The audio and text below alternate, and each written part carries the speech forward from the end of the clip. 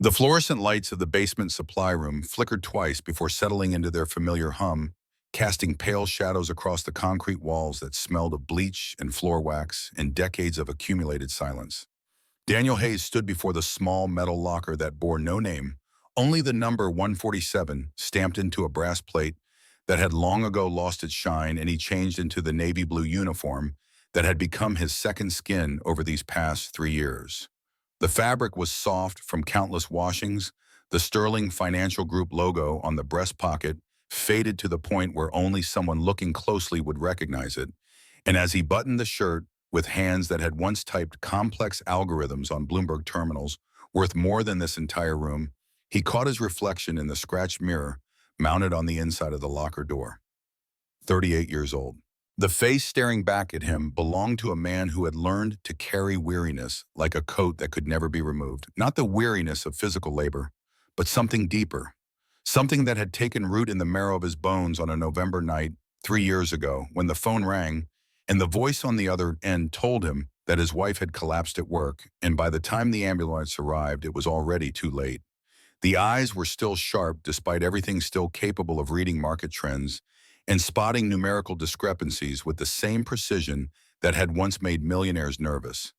But there was something else in them now, a quality that Catherine used to call his quiet strength and that his mother called the Hayes stubbornness, and that he himself had come to recognize as nothing more complicated than the refusal to let the world break him completely.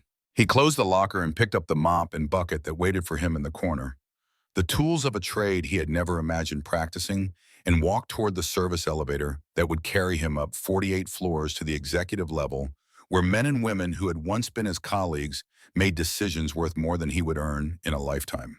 The elevator rose with a mechanical groan, and Daniel leaned against the back wall, letting his mind drift to the morning routine he had completed just hours ago. Sophie had needed help with her math homework before school fractions that seemed to confuse her in the way that numbers never confused him, and he had sat at their small kitchen table in the Queen's apartment and watched her tongue stick out slightly as she concentrated the same way Catherine's had when she was grading papers late into the night. 7 years old now, his daughter with her mother's dark hair and her father's stubborn chin and eyes that still held the belief that the world was fundamentally kind. He worked to keep that belief alive, even as he scrubbed toilets for the kind of people who had destroyed his career without a second thought. The elevator doors opened onto the 48th floor, and Danielle stepped out into a corridor of glass and marble and the particular silence that only vast amounts of money can buy. The executive offices of Sterling Financial Group occupied the top 3 floors of a tower that commanded prime Wall Street real estate, a monument to wealth and power that his former self would have coveted and his current self saw with different eyes entirely. He had learned in these 3 years of invisibility that there was a certain freedom in being overlooked, a clarity that came from watching the powerful from the shadows they never bothered to examine. The main conference room door stood slightly ajar, and through the gap, Daniel could hear a voice cutting through the air with the precision of a surgical blade. He knew that voice. Everyone who worked in this building knew that voice. Victoria Sterling, CEO, 33 years old, beautiful in the way that marble statues are beautiful, had inherited this company 5 years ago when her father died of a sudden heart attack, and she had spent every day since proving that she was more than Gregory Sterling's daughter. The business press called her brilliant. Her employees called her ice. She called herself necessary, though Daniel suspected that was a defense mechanism rather than a genuine self-assessment. He positioned himself near the windows at the far end of the corridor, beginning the methodical work of cleaning glass that was already spotless, and through the conference room's transparent walls, he could see the tableau unfolding inside. 12 people sat around a table that cost more than his annual salary, their faces frozen in expressions that ranged from fear to resignation, and at the head of that table stood Victoria Sterling, in a black suit that probably cost more than 3 months of his rent, her posture radiating the kind of controlled fury that made subordinates wish they had called in sick. She was holding a thick document in one hand, and as Daniel watched, she threw it onto the table with enough force to make the man nearest to her flinch visibly. Her words carried through the glass, muffled but intelligible. "You call this a quarterly analysis? I've paid more for coffee that showed better judgment than this report demonstrates." The man who appeared to be the head of the analytical team, a silver-haired executive whose name Daniel vaguely remembered as Sullivan, attempted to respond his mouth-forming words about methodology and market conditions and factors beyond their control. Victoria cut him off with a gesture that needed no translation. I don't pay you for excuses, Mark. I pay you for accuracy. And what I'm seeing here suggests that either you don't understand basic financial modeling or you think I'm too stupid to notice when the numbers don't add up. Daniel continued his work, moving his cloth across the window glass in slow, methodical strokes, but his attention remained fixed on the scene inside the conference room. Old habits died hard, and even after 3 years of exile from the world of high finance, he couldn't help but analyze what he was seeing. The document Victoria had thrown onto the table was visible from his angle, a spreadsheet of projected earnings with columns of figures that his trained eye could read even at this distance. And there it was, a mistake so fundamental that he would have caught it in his first week at Wharton, hiding in plain sight among the professional formatting and the expensive paper. The formula in column J was calculating compound growth on simple interest rates, a basic error that would cascade through every subsequent projection and result in losses that these people clearly hadn't anticipated. He shook his head slightly in involuntary response to mathematical incompetence, and in doing so made the mistake of catching Victoria Sterling's eye through the glass. She stopped mid-sentence. The entire room seemed to hold its breath. And then she was moving toward the door, her heels clicking against the marble floor, with the sharp rhythm of approaching judgment, and Daniel found himself standing very still, with a cleaning cloth in one hand, and the uncomfortable awareness that invisibility only works when you don't draw attention to yourself. The conference room door swung open. Victoria Sterling stepped into the corridor, and up close she was simultaneously more and less intimidating than she appeared from a distance. More because the intelligence in her eyes was sharper than any blade, the kind of mind that missed nothing and forgave even less. Less because beneath the armor of her perfectly tailored suit and her precisely controlled expression, Daniel could see something he recognized from his own mirror, the particular exhaustion of someone who had been fighting alone for too long. Her voice when she spoke carried the same cutting precision it had inside the conference room, but there was something else underneath it now, a note of genuine curiosity that her employees probably never heard. You know, finance? It was not really a question. She had seen him shake his head. She had watched him read the document through the glass. And she was the kind of person who noticed everything and connected the dots faster than most people could identify that there were dots to connect. Daniel met her gaze without flinching, and in that moment he made a decision that would alter everything that came after. He could have deflected. He could have played dumb, claiming he was shaking his head at something else entirely, retreated back into the comfortable anonymity of his position. But Catherine had always said he was constitutionally incapable of watching someone make a mistake without pointing it out. And 3 years of scrubbing floors for people who had once been his peers had not changed that fundamental aspect of his character. Enough to know, he said, his voice steady and clear, that you're about to lose $18 million on a 0.3% miscalculation in your compound interest formula. The silence that followed stretched like a rubber band pulled to its breaking point. Through the glass, Daniel could see the faces of the executives inside the conference room, frozen in expressions of shock and outrage that a janitor would dare to speak to their CEO about financial matters. Victoria Sterling's face remained unreadable, but something shifted in her eyes, a calculation that had nothing to do with numbers and everything to do with reassessing the man standing before her in a faded uniform holding a cleaning cloth. Column J, Daniel continued, because he had already crossed the line and there was no point in half measures. Your team is mixing simple and compound interest rates. The error propagates through every subsequent projection. If you proceed with the European market strategy based on these figures, you'll be underwater by the end of the first fiscal quarter. Victoria turned and walked back into the conference room without another word. Daniel watched through the glass as she said something to the silver-haired executive, watched the man's face cycle through disbelief and anger, and finally, as he checked the formula himself, a sickly shade of pale that confirmed what Daniel had seen from 50 feet away through a window. When she emerged again, the conference room behind her was in chaos, voices raised in accusation and defense, but Victoria Sterling moved through it like a ship through storm waves, untouched by the turbulence she left in her wake. She stopped in front of Daniel, and this time her expression was different. The cold authority was still there, the armor that had kept her alive in a world that wanted to see her fail, but there was also something that looked almost like respect. "What's your name?" "Daniel Hayes." "How long have you worked here, Mr. Hayes?" "3 years, night shift custodial." She studied him for a long moment, and Daniel had the uncomfortable sensation of being seen in a way that he had carefully avoided for 36 months. This woman missed nothing. She would look into his background. She would find out who he had been before he became a man in a blue uniform cleaning floors in the building where dreams of financial success came to either flourish or die. "I'll be reviewing your personnel file," she said finally.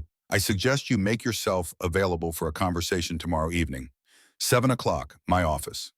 She turned and walked back into the conference room, and Daniel was left standing in the corridor with a cleaning cloth in his hand and the distinct feeling that he had just set something in motion that could not be easily stopped. The Q train rattled through the tunnels beneath Manhattan, carrying Daniel Hayes away from the gleaming towers of Wall Street toward the very different landscape of Queens. The car was half empty at this hour, the late-night riders, consisting mostly of nurses ending their shifts and cleaning staff heading home, and the occasional drunk whose head lolled against the window with each sway of the train. Daniel sat in a corner seat, his work uniform hidden beneath a jacket that had seen better days, and watched the darkness outside the window while his mind replayed the events of the evening. He had been invisible for 3 years. 3 years of careful anonymity, of keeping his head down and doing his job, and refusing to engage with the world that had chewed him up and spit him out. And in the space of 5 minutes, he had thrown all of that away because he couldn't keep his mouth shut about a basic mathematical error. Catherine would have laughed. She had always said that his relationship with numbers bordered on the pathological, that he noticed computational mistakes the way other people notice spelling errors in restaurant menus, with an involuntary wince that he couldn't suppress, no matter how hard he tried. She would have told him that some things were worth the risk of exposure, that a man who stops speaking truth because it might be inconvenient is a man who has lost something essential about himself. But Catherine was dead, and Daniel was left to make these decisions alone, weighing the potential consequences of his actions against the memory of who she had believed he could be. The train emerged from the tunnel into the elevated section of the line, and through the window, Daniel could see the familiar streets of his neighborhood, passing by the bodegas with their neon signs and the laundromats that stayed open until midnight, and the apartments stacked above small businesses where families had lived for generations. This was not the New York of glossy magazine spreads and tourist photographs. This was the New York where people worked 2 jobs and worried about rent and raised children who deserved better than the world seemed willing to give them.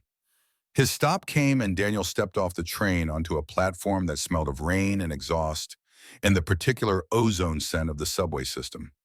The stairs down to street level were lit by flickering bulbs that the MTA never seemed to replace, and he navigated them with the automatic familiarity of 3 years of the same route, the same schedule, the same careful balance between work and family that left no room for anything that resembled a personal life.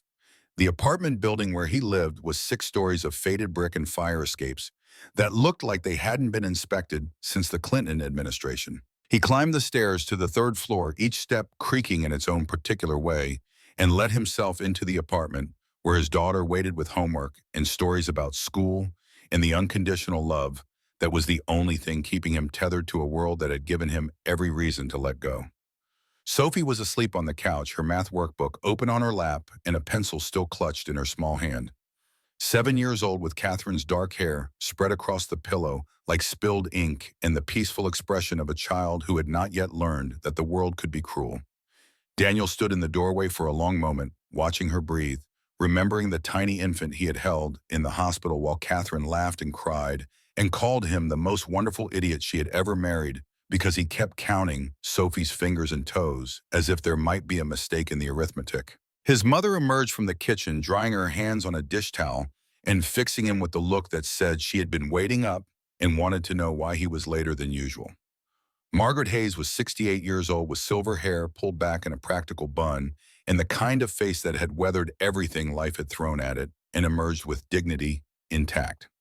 She had raised 3 children while working as a nurse, buried a husband who had spent 40 years on the Brooklyn docks, and moved into the apartment upstairs after Catherine died because someone needed to help with Sophie, and she would be damned if her granddaughter grew up without a woman's influence. "You're late," she said, and it was observation rather than accusation. Something happened at work. Good something or bad something. Daniel looked at his sleeping daughter at the math workbook, open to a page of fractions that had probably given her more trouble than she would admit, and considered how to answer a question that he wasn't sure he understood himself. "I don't know yet." Margaret Hayes had not survived 6 decades on this earth by pushing when pushing wouldn't help.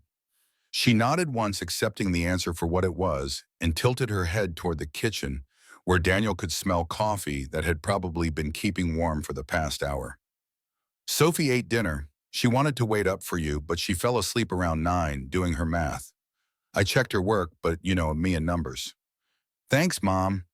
"I'm not doing it for thanks. I'm doing it because that little girl deserves someone looking out for her while her father works himself into an early grave."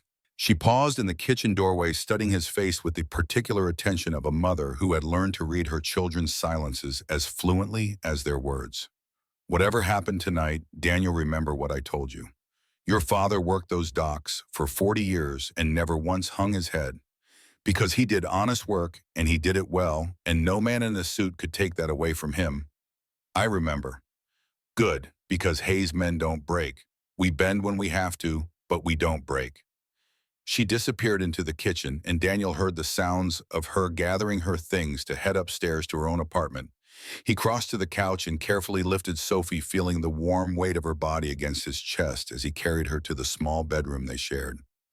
She stirred slightly as he laid her on the bed, her eyes fluttering open for just a moment.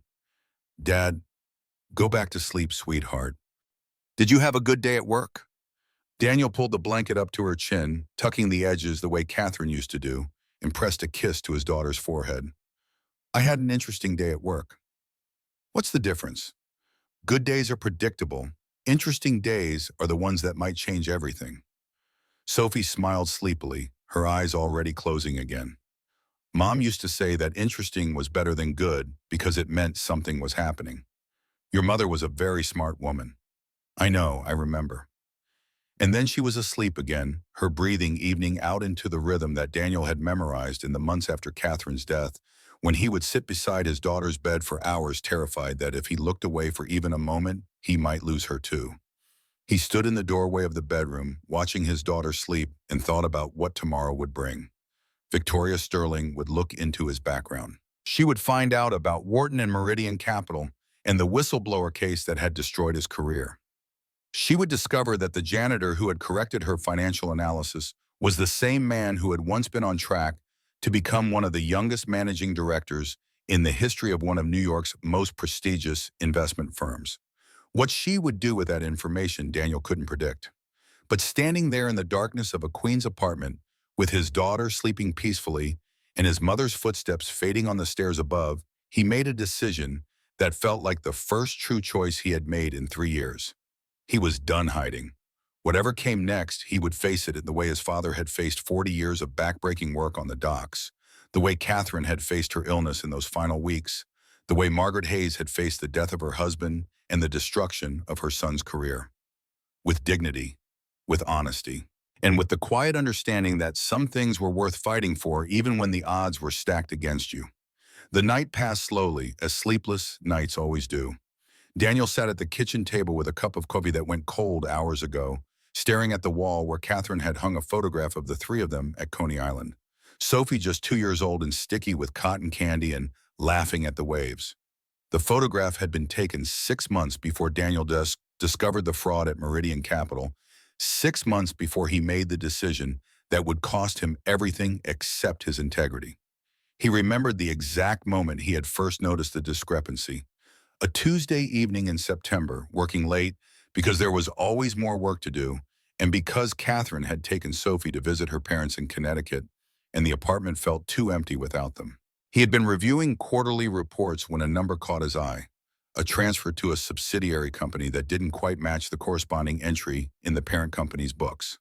A small discrepancy, barely noticeable, the kind of thing that could easily be written off as a clerical error. But Daniel Hayes did not write off numerical discrepancies. His mind worked the way a bloodhound's nose worked, following trails that others couldn't see until they led somewhere significant. He had pulled the thread, and the thread had unraveled into something monstrous.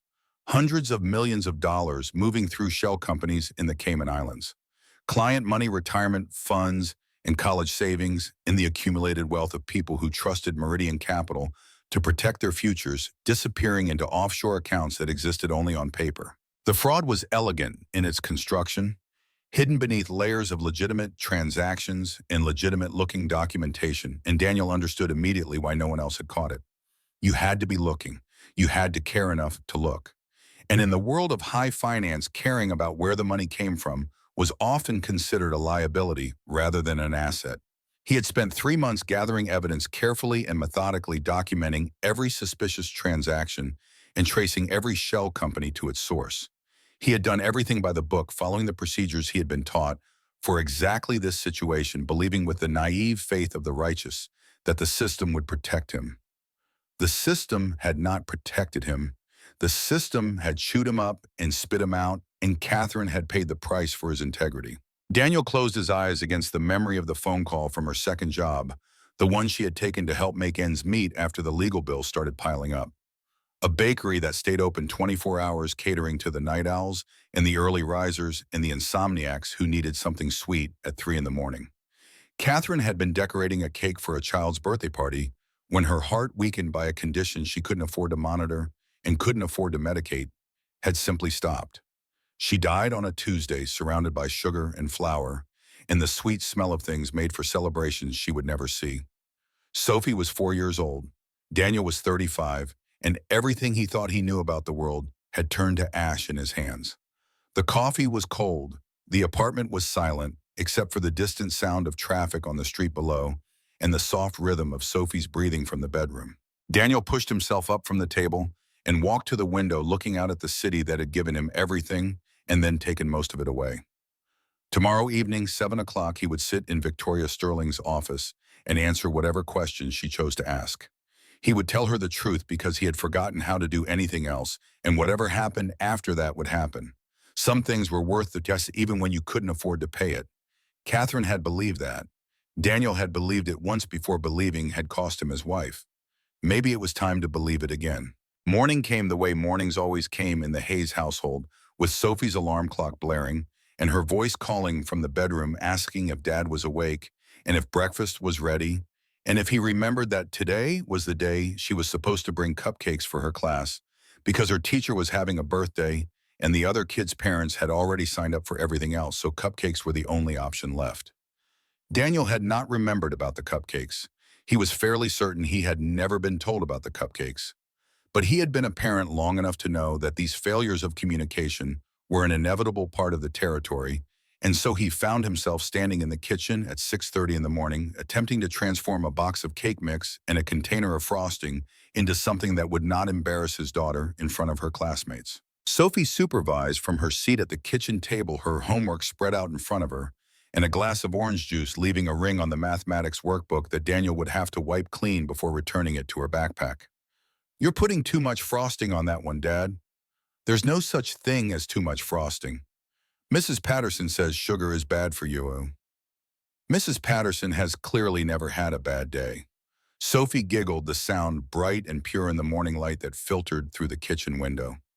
Daniel smiled despite himself, despite the sleepless night and the anxiety that had been building in his chest since his conversation with Victoria Sterling, because his daughter's laughter was the one thing in this world that never failed to remind him why he kept going. "Dad," Sophie said, her voice shifting to the particular tone that meant she was about to ask something important. "Why do you work at night?" Daniel continued spreading frosting, keeping his hands busy while his mind searched for the right words. This was a conversation they had had before in various forms and at various levels of detail, and each time he navigated it with the careful attention of a man walking through a minefield. "Because the building I work in needs to be cleaned when nobody else is there. It's easier to do my job when the offices are empty." "But why do you clean buildings? You're smart. You know math better than anyone. You could have a job where you sit at a desk like the people on TV." "I used to have a job like that, sweetheart. But sometimes things happen that change what jobs you can have." "What kind of things?"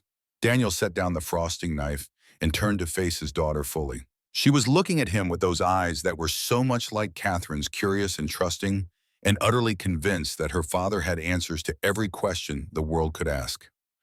Do you remember what I told you about telling the truth even when it's hard? Sophie nodded solemnly. Sometimes when you tell the truth, people don't like what you have to say. And sometimes those people have the power to make your life very difficult because you said something they didn't want to hear. That doesn't seem fair. It isn't fair, but that doesn't mean telling the truth was wrong. It just means that sometimes doing the right thing costs you something. Sophie was quiet for a moment, processing this in the way that children process difficult concepts, turning it over in her mind like a puzzle piece that didn't quite fit the picture she had been building of how the world worked. Mom used to say that the truth was like medicine.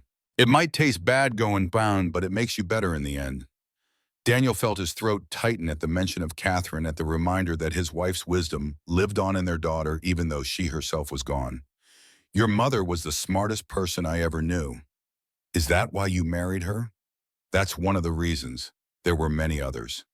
Like what? Daniel returned to the cupcakes spreading frosting with more attention than the task required because it gave him something to do with his hands while he remembered. She made me laugh. She made me want to find a better person than I thought I could be. She looked at me like I was worth something, even when I didn't believe it myself. And she loved you more than anything in the world, even before you were born. Sophie smiled the soft smile of a child who carries her mother's memory like a treasure she guards carefully against the world. I miss her. I miss her too, sweetheart. Every single day. They finished the cupcakes together, Sophie insisting on adding rainbow sprinkles because her teacher loved rainbows, and Daniel packed them carefully into a container that he placed in Sophie's backpack alongside her homework and her lunch and the small photograph of Catherine that she had carried with her every day since the funeral. Margaret arrived at 7:15, her timing as precise as it had been every morning for the past 3 years. She took one look at Daniel's face and shook her head slightly, the gesture of a mother who knew her son too well to be fooled by his attempts to appear rested and untroubled. You didn't sleep. I had things on my mind. The something that happened at work. Yes. Margaret glanced towards Sophie, who was gathering her things for school with the focused energy of a child who had exactly 3 minutes before the bus arrived. We'll talk later. Go get some rest before tonight. Daniel nodded, grateful for her understanding and her willingness to wait for an explanation that he wasn't sure he could give. He kissed Sophie goodbye at the door, reminded her to be good and to remember her manners and to tell her teacher happy birthday, and watched her run down the stairs toward the street where the yellow school bus would be waiting. Then he closed the door and leaned against it, exhaustion finally catching up with him now that the morning routine was complete. Sleep came eventually, fitful and interrupted by dreams that mixed memory and anxiety in equal measure. He dreamed of Catherine decorating cakes in a bakery that looked like the executive suite of Sterling Financial Frosting, elaborate designs, while Victoria Sterling stood over her shoulder and demanded explanations for numerical discrepancies. He dreamed of Sophie running through corridors of glass and marble, chased by men in suits, whose faces he couldn't see, but whose voices he recognized from the legal proceedings that had stripped him of everything except his daughter and his integrity. He woke at 3 in the afternoon with a headache and a sense of dread that no amount of coffee could wash away. The afternoon hours passed with the peculiar slowness of time spent waiting for something you cannot control. Daniel showered and shaved and dressed in the only suit he still owned, a navy blue two-piece that Catherine had helped him pick out years ago for an interview he couldn't remember anymore. It didn't fit quite the same way it had then, the shoulders slightly loose from weight he had lost in the years since her death, but it would have to do. Margaret arrived at 5:30 to watch Sophie, her expression carefully neutral as she took in his appearance. You look like you're going to a funeral. Or a job interview, I'm not sure which. What exactly happened last night, Daniel? He told her, standing in the kitchen while Sophie worked on her homework in the other room. He told her about the conference room and the spreadsheet and the mistake he had pointed out without thinking about the consequences. He told her about Victoria Sterling's reaction about the meeting scheduled for 7 o'clock, about the certainty that she had already looked into his background and discovered the whistleblower case and the blacklisting and the 3-year gap in his employment history that marked him as untouchable in the world of high finance. Margaret listened without interrupting, her face giving nothing away, and when he finished, she was quiet for a long moment. Your father would be proud. Of what? Getting myself fired for speaking out of turn. Of not hiding who you are. Of using the brain God gave you instead of pretending you don't have it. Margaret fixed him with a look that brooked no argument. You've spent 3 years punishing yourself for something that wasn't your fault. 3 years acting like you deserve to be invisible because you did what was right and paid the price for it. Maybe this woman sees something in you that you've forgotten how to see in yourself. Or maybe she's just curious about the janitor who knows financial modeling. Either way, you go in there with your head up. Hayes men don't apologize for being smart, and they don't apologize for being honest. Whatever happens, you walk out of that building with your dignity intact.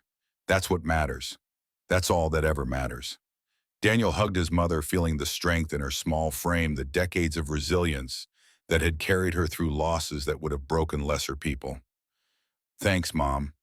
Don't thank me. Just make sure Sophie's in bed by 8:30, and don't forget her math homework needs to be checked before tomorrow. At 6:30, Daniel left the apartment and descended the stairs to the street, the evening air cool against his face as he walked toward the subway station. The city moved around him in its endless rhythm, people heading home from work and heading out to dinner and living their lives in the comfortable assumption that tomorrow would be much like today. Daniel had once made the same assumption. He had learned better. The train carried him back toward Manhattan, back toward the gleaming towers and the corridors of power, and as the stations passed one by one, he allowed himself to consider the possibilities that lay ahead. Victoria Sterling might fire him. She might offer him work that had nothing to do with cleaning floors. She might simply want to understand how a janitor had spotted a mathematical error that her entire analytical team had missed. Whatever she wanted, Daniel would give her the truth. It was in the end the only thing he had left to offer. The 48th floor of Sterling Financial was different at 7 in the evening than it had been the night before. The frantic energy of the business day had subsided, replaced by the quiet hum of computers running overnight processes and the occasional sound of footsteps from the few executives who worked late. The lights in most offices were dimmed, creating pools of shadow between islands of illumination that made the space feel larger and more intimate at the same time. Victoria Sterling's office occupied the corner of the building, floor-to-ceiling windows on two sides offering a panoramic view of Manhattan that probably cost more than Daniel had earned in his entire career at Meridian Capital. Through the glass walls that separated her space from the corridor, he could see her sitting at a desk that was organized with military precision, reading documents, with the focused attention of someone accustomed to information being presented for her consumption. He knocked on the open door and she looked up immediately, her expression unreadable in the soft light. Mr. Hayes, come in. Daniel entered the office, acutely aware of the contrast between his situation now and the last time he had been in an executive office for a meeting. Then he had been the rising star, the analyst whose insights had made the firm millions. Now he was the janitor in a borrowed suit, summoned to explain how he had dared to notice something the professionals had missed. Victoria gestured to a chair across from her desk, and Daniel sat keeping his posture straight and his hands still on the armrests. She studied him for a long moment before speaking, and Daniel had the sense of being weighed and measured by a mind that processed information faster than most computers. I read your file. I assumed you would. Wharton MBA, top of your class, senior analyst at Meridian Capital Partners. On track for managing director before the age of 40. She paused, letting the silence stretch. And then nothing. A 3-year gap with no employment in the financial sector, followed by a position as a custodian in this building. Would you like to explain that trajectory, he said, Mr. Hayes? Daniel met her gaze directly, refusing to look away or apologize for the truth of his circumstances. I discovered fraud at Meridian Capital. Hundreds of millions of dollars in client funds being funneled through shell companies in the Caribbean. I gathered evidence and reported it to the SEC following all the proper procedures for whistleblower protection. And what happened? Meridian had better lawyers than I did. They painted me as a disgruntled employee attempting to extort the firm. The investigation stalled. I was terminated for cause and blacklisted throughout the industry. Every door I knocked on closed before I could finish introducing myself. Victoria leaned back in her chair, her expression still giving nothing away. The typical outcome for whistleblowers in this industry. Statistics suggest that 90% of them end up worse off than if they had simply kept quiet. I'm aware of the statistics, yet you report it anyway. I believed in the system. I believed that truth mattered and that protecting clients was more important than protecting my career. Daniel paused, allowing himself to acknowledge the cost of that belief for the first time in years. I was wrong about the system, but I wasn't wrong about the truth mattering. Something shifted in Victoria's expression, a flicker of recognition that suggested she understood more than her questions revealed. There's more to your story, the 3-year gap. What happened during that time? Daniel hesitated. This was the part he rarely spoke about, the wound that had never fully healed and probably never would. My wife, Catherine, worked 2 jobs to support us while I fought the legal battles. We burned through our savings on attorney fees. She had a heart condition that required medication and monitoring. But when we lost our health insurance, he stopped composing himself against the grief that still rose unexpectedly even after 3 years. She collapsed at her second job, a bakery in Queens. By the time the paramedics arrived, it was too late. The silence that followed was different from the silences that had come before. Victoria Sterling sat very still, her face revealing nothing, but her eyes had changed in a way that Daniel couldn't quite define. Your daughter. Sophie. She's 7. She was 4 when her mother died. And you've been cleaning floors in this building ever since. It was the only work I could get. No one in finance would touch me, and I needed to support my child.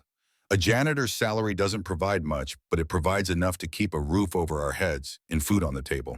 Victoria stood and walked to the window, her back to Daniel as she looked out at the city lights spreading across Manhattan like a galaxy fallen to Earth. When she spoke again, her voice was quieter than it had been, stripped of the cutting precision that served as her armor in boardroom confrontations. My father's name was Harrison Sterling. He built this company from nothing, working his way up from a small office in Brooklyn to 12 floors of prime Wall Street real estate. He died 5 years ago, and his last words to me were that I wouldn't keep the company alive for more than a year. She turned to face Daniel, and in the dim light of the office, her expression was different than anything he had seen before.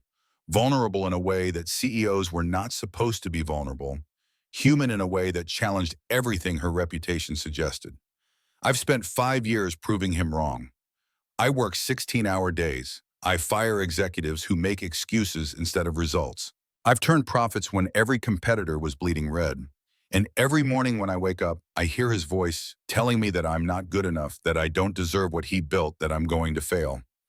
Daniel said nothing, understanding that this confession was not something Victoria Sterling offered lightly or often. You know what I saw last night, Mr. Hayes, when you pointed out that error in the spreadsheet? I imagine you saw a janitor overstepping his bounds. I saw a man who looked at the most powerful people in my company and told them the truth without flinching, without apologizing, without caring about the consequences. Victoria returned to her desk but remained standing, looking down at Daniel with an intensity that demanded acknowledgement. I've been surrounded by people who tell me what they think I want to hear for 5 years. Do you know how rare it is to encounter someone who simply tells the truth? Rare enough that it cost me everything. And yet you did it again. Last night, with nothing to gain and everything to lose. Daniel considered his response carefully. This woman had the power to fire him, to make his already difficult life even more difficult, and she had every reason to view him as a liability rather than an asset. But something in her questions, something in the way she had revealed her own vulnerabilities, suggested that she was looking for something more than an employee to dismiss or a problem to solve. I stopped my mop because I saw numbers on a screen that didn't make sense. I shook my head because watching people make avoidable mistakes has always bothered me more than it probably should. And when you asked if I knew finance, I answered honestly because I've forgotten how to do anything else. He met her eyes, holding nothing back. You can fire me for that if you want, but I won't apologize for it. I've lost too much already to start lying about who I am. Victoria was silent for a long moment, and then she did something that surprised Daniel more than anything else that had happened in the past 24 hours. She smiled. Not the professional smile she deployed in meetings and press conferences, the carefully calibrated expression that communicated confidence without warmth. This was something genuine, something that transformed her face and made her look younger and less armored, and almost for just a moment like someone who had forgotten how lonely it was at the top. I'd like to offer you a consulting contract, Mr. Hayes, 3 months working with my analytical team to troubleshoot their methodology. The compensation will be significantly more than your current salary, and the hours will be flexible enough to accommodate your responsibilities to your daughter. Daniel stared at her, certain he had misheard. You want to hire the janitor to fix your financial models. I want to hire the man who spotted an $18 million mistake in 30 seconds to help ensure my team doesn't make similar mistakes in the future. The fact that he currently works as a janitor is irrelevant. Your team won't accept that. They'll see me as an outsider, an interloper, someone who doesn't belong in their meetings. Then I'll introduce you as a specialized consultant. They don't need to know your current job title. That's deception. I prefer to think of it as strategic omission. Victoria's smile widened slightly.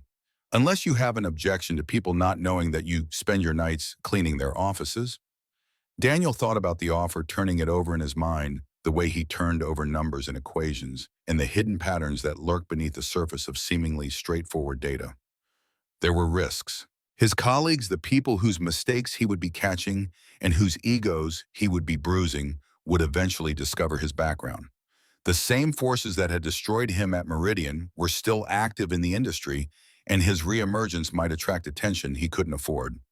But there was also Sophie to consider. Sophie, who deserved a father who used his gifts instead of hiding them.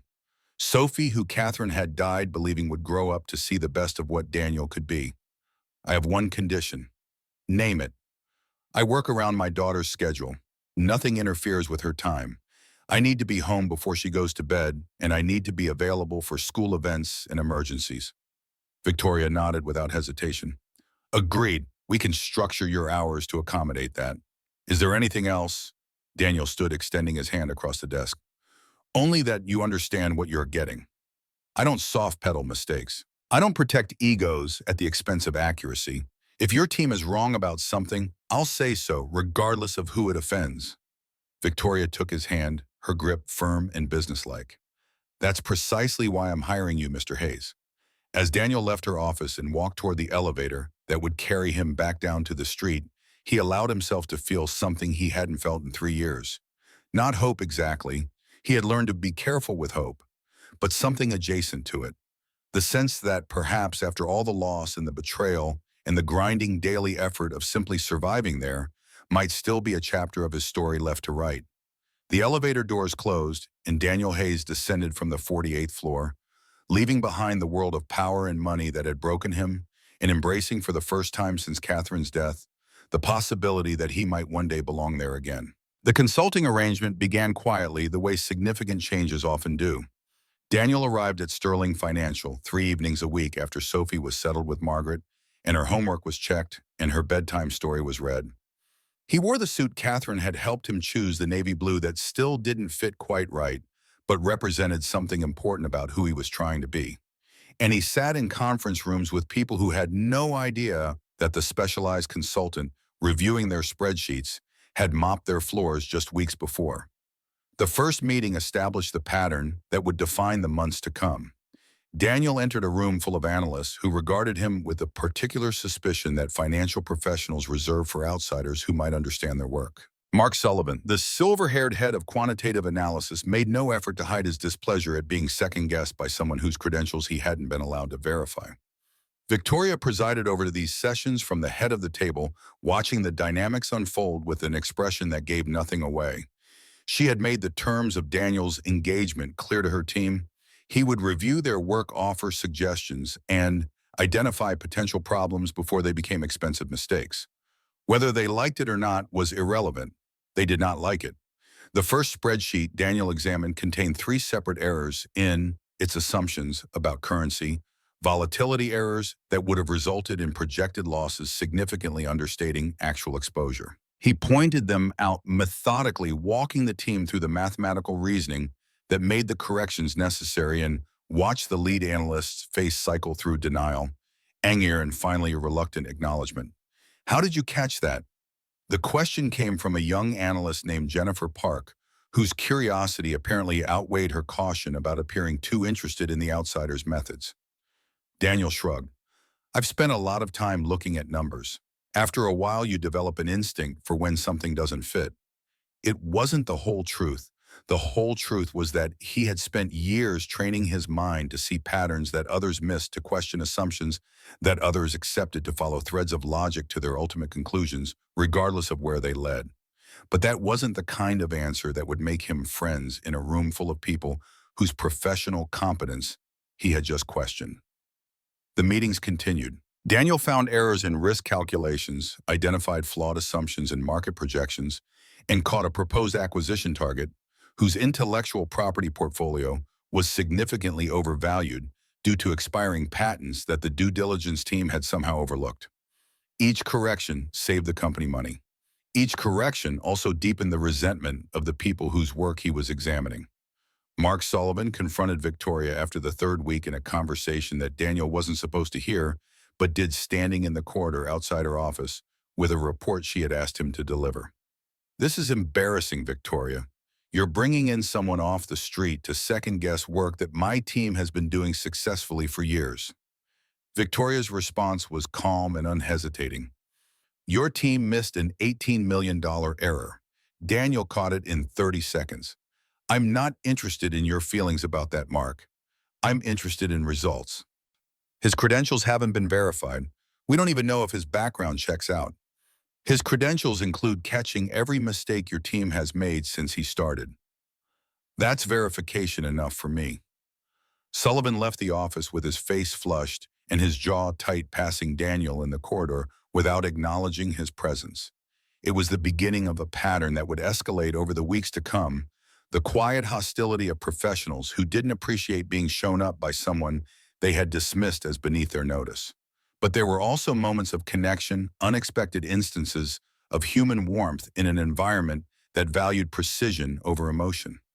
Jennifer Parks sought Daniel out after meetings, asking questions about methodology and listening to his answers with the focused attention of someone genuinely interested in learning. An older analyst named Robert Chen, who had been with the company since Harrison Sterling's time, shared stories about the early days over coffee in the break room, treating Daniel with a respect that suggested he didn't care about titles or backgrounds, only competence.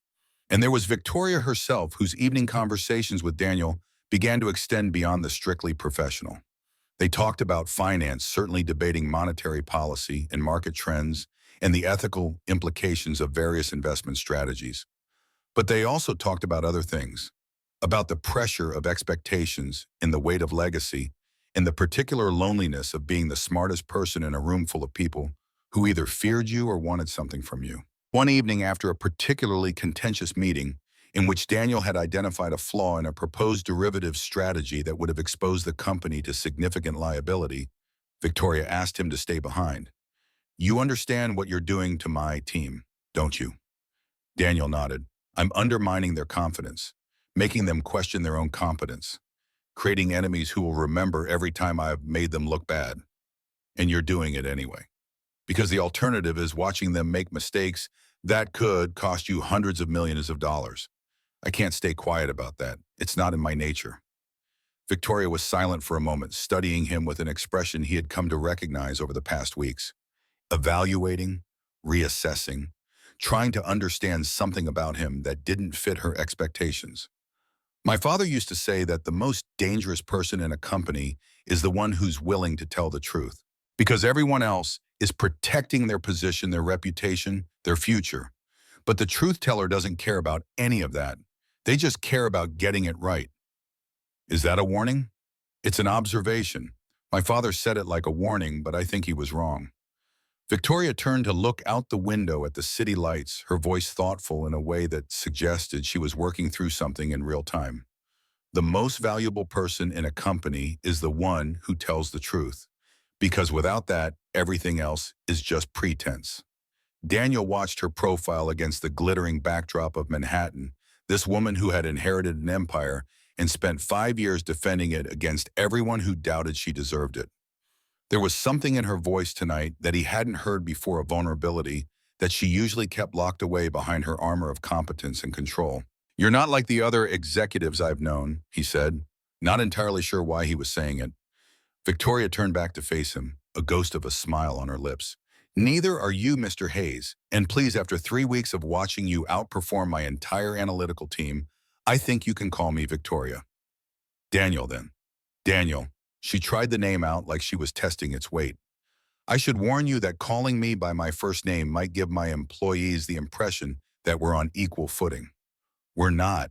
You sign my paycheck and have the power to end my career with a phone call. But I've stopped pretending that power dynamics determine who gets to speak honestly. Losing everything will do that to a person. Yes, it will. They stood there for a moment, two people who had learned through different paths that the rules everyone else followed were less important than the principles that remained when the rules were stripped away. Then Victoria laughed, a sound that surprised Daniel and clearly surprised her as well. Do you know the last time someone spoke to me like that? Like I was a person instead of a title? No, neither do I, which tells you everything you need to know about my life. She moved toward her desk, gathering papers into her briefcase with efficient movements. Same time Thursday, Daniel. I have a feeling the derivatives team is going to give us plenty to discuss. Daniel nodded and left the office, walking through the empty corridors to the elevator with something unfamiliar settling in his chest.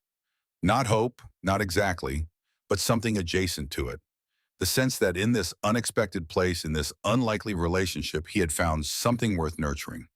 He didn't notice the security camera in the corner of the hallway, its lens pointed directly at the door of Victoria Sterling's office. And he didn't notice the man in the control room on the 45th floor, who was watching the footage with particular interest. Marcus Blackwell had been watching for weeks now, and what he saw concerned him greatly. The man who sat in the leather chair on the 45th floor of Sterling Financial was not someone who appeared in the company's public materials or gave interviews to the business press. Marcus Blackwell preferred to operate in the shadows, wielding influence through connections and leverage rather than direct confrontation. He had survived 3 decades in the financial industry by understanding that the most important battles were fought quietly in private offices and closed-door meetings where the real decisions were made before they were ever announced to the world. He was 62 years old with silver hair that was styled to suggest distinguished rather than old, and a face that had been carefully maintained to project an image of benevolent authority. He had served on the board of Sterling Financial since Harrison Sterling's time, one of the founding members who had helped build the company from its modest beginnings into the empire it had become. His official title was Chairman of the Board of Directors, a position that came with significant power and minimal accountability, exactly the way he preferred it. He was also, as few people knew, deeply invested in ensuring that certain aspects of the company's history remained buried. The security footage played on the screen in front of him, showing Daniel Hayes leaving Victoria Sterling's office after another of their evening conversations. Raymond Cross Blackwell's personal attorney and most trusted confidant stood behind him, watching the same footage with an expression that suggested he understood its implications. 3 weeks. Blackwell said, his voice soft in a way that would have alarmed anyone who knew him well. She's been meeting with this man for 3 weeks and nobody thought to inform me. The arrangement was presented as routine consulting, an outside specialist to review analytical methodology. There was no indication that it warranted board attention. An outside specialist. Blackwell turned from the screen to face Cross directly.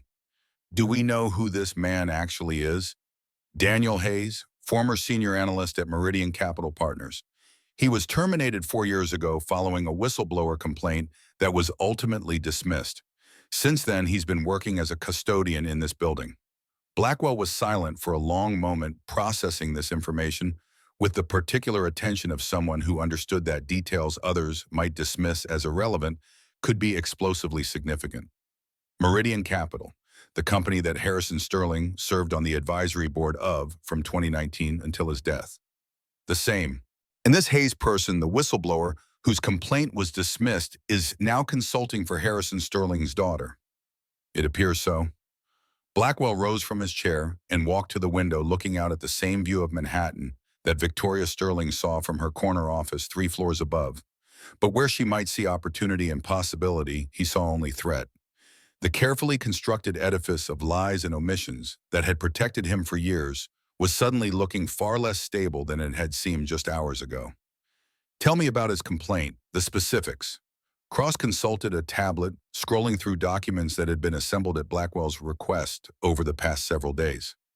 Hayes claimed to have discovered a systematic fraud involving the diversion of client funds through shell companies in the Caribbean. His complaint identified specific transactions, specific accounts, and specific individuals he believed to be responsible. Was Harrison Sterling named? Not directly, but several of the documents Hayes submitted to the SEC bore signatures from members of Meridian's advisory board, including Harrison Sterling and Cross hesitated, glancing at Blackwell. And yourself, sir. The silence that followed was absolute. Outside the window, a helicopter passed in the distance, its lights blinking against the dark sky. Somewhere in the building, a phone rang and went unanswered. Those documents were supposed to have been destroyed. They were. All copies within Meridian systems were eliminated as part of the legal settlement. But Hayes apparently maintained his own records, and there's no way to know what he kept or where it might be stored. Blackwell turned from the window, and his face in the dim light of the office was no longer the mask of benevolent authority he showed to the world. There was something cold there now, something calculating and utterly without sentiment. Victoria Sterling doesn't know about her father's involvement with Meridian. She was deliberately kept in the dark after Harrison's death, and everything I've seen suggests she continues to believe he was simply an innocent bystander to whatever problems the company might have had. That appears to be the case. If Hayes tells her the truth, if he shows her whatever evidence he's kept, she might start asking questions that would be very uncomfortable for everyone involved, including yourself, including myself. Blackwell walked back to his desk and sat down, his movements deliberate and controlled. I need to know everything about Daniel Hayes, his background, his current circumstances, his vulnerabilities. I need to know what he wants and what he fears and what might be used to ensure his silence. And if he can't be silenced, Blackwell looked at Cross with an expression that conveyed everything his words did not say. Then we'll need to consider other options. Cross nodded and left the office, closing the door softly behind him. Blackwell remained at his desk, staring at the frozen image of Daniel Hayes on the security monitor, and allowed himself to feel the fear that he kept hidden from everyone else. He had spent 30 years building his position, accumulating wealth and power, and the connections that allowed him to operate above the rules that constrained ordinary people. He had survived scandals that would have destroyed lesser men, navigated transitions of power that had claimed countless casualties, emerged from every crisis stronger and more entrenched than before. But he had never faced a threat quite like this one. A man with nothing to lose and everything to prove, allied with a woman who had the resources to dig into secrets that should have stayed buried forever. If Daniel Hayes knew the full truth about Meridian Capital, about Harrison Sterling's involvement, about Blackwell's own role in the cover-up that had followed, then everything was at risk. Everything. Marcus Blackwell did not believe in coincidence. The appearance of this particular man in this particular company at this particular time suggested a pattern that demanded response. Whether that response would be containment or elimination remained to be determined. But one way or another, Daniel Hayes would have to be dealt with. The photograph hung on the wall of Victoria Sterling's office like a window into a past that she could see but never quite reach. Harrison Sterling shaking hands with the governor of New York, both men smiling the particular smile of people who understood that cameras were watching and posterity was being created. It was the only personal item in the office, the only hint that the woman who commanded this space had once been a daughter, had once looked up at the man in that photograph, and believed he was the greatest person in the world. Daniel noticed Victoria looking at it one evening, her expression unreadable, and asked a question he had been carrying for weeks. "Tell me about your father." Victoria didn't answer immediately. She stood at the window with her back to him, looking out at the city that Harrison Sterling had conquered through force of will and relentless ambition. He built this company from nothing. A small office in Brooklyn, a second-hand desk, a phone that didn't work half the time. He used to tell me stories about those early days, about how he would work 18-hour shifts and sleep on a cot in the corner and eat nothing but coffee and determination for weeks at a time. He sounds driven. He was obsessed. Success wasn't just something he wanted, it was something he needed the way other people need air. He couldn't conceive of failure. The very possibility was incomprehensible to him. Victoria turned from the window, and in the dim light, her face held something that might have been grief, or might have been anger, or might have been both at once. And he couldn't conceive of me succeeding either. His last words to me, the last thing he ever said, was that I wouldn't keep the company alive for a year. Daniel absorbed this, fitting it into the picture of Victoria Sterling that he had been building over the weeks of their collaboration. The 16-hour days, the intolerance for excuses, the armor of competence and control that she wore like a second skin. He was wrong. Was he? Victoria sat down in the chair across from Daniel, and for the first time since he had met her, she looked uncertain. Not the uncertainty of someone who didn't know the answer, but the deeper uncertainty of someone who wasn't sure the question could ever be answered. I've kept the company profitable. I've grown the portfolio. I've done everything he said I couldn't do, but sometimes I wonder if I've actually succeeded or if I've just delayed the inevitable failure he predicted. The numbers suggest success. Numbers can be manipulated. Results can be manufactured. You know that better than anyone, Daniel. You spent your career looking for the laws hidden behind the numbers. It was the closest she had come to acknowledging his past, directly the whistleblower case and the destruction that had followed. Daniel considered his response carefully. I know that numbers can be made to say almost anything, but I also know that some things can't be faked. Leadership, vision, the ability to make decisions when everyone around you is too scared to move. Those aren't things your father gave you or that his doubt could take away. Those are things you've earned. Victoria was quiet for a long moment, and Daniel had the sense that no one had said anything like this to her before, that the people who surrounded her were either too intimidated or too invested in their own positions to offer genuine assessment rather than flattery or criticism.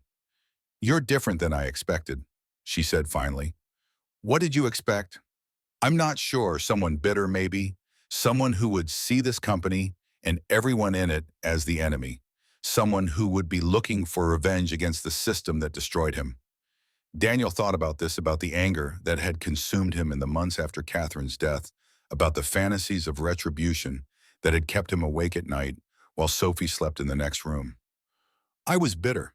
For a long time after Catherine died, I hated everything. The system that had betrayed me, the people who had stood by while my life was destroyed, even myself for believing that telling the truth would somehow make things better. He paused, searching for the right words. But bitterness is a luxury I couldn't afford. I had a daughter who needed her father to be present, not consumed by anger at things he couldn't change. So I learned to let go of the parts that would have poisoned me. How do you let go of something like that? Daniel smiled, remembering a conversation in a Queen's apartment with his mother's practical wisdom ringing in his ears. My mother told me that Hayes men don't break. We bend when we have to, but we don't break. And I realized that staying bitter would be a form of breaking. It would mean letting the people who destroyed me win twice, once by taking my career and again by taking my ability to move forward.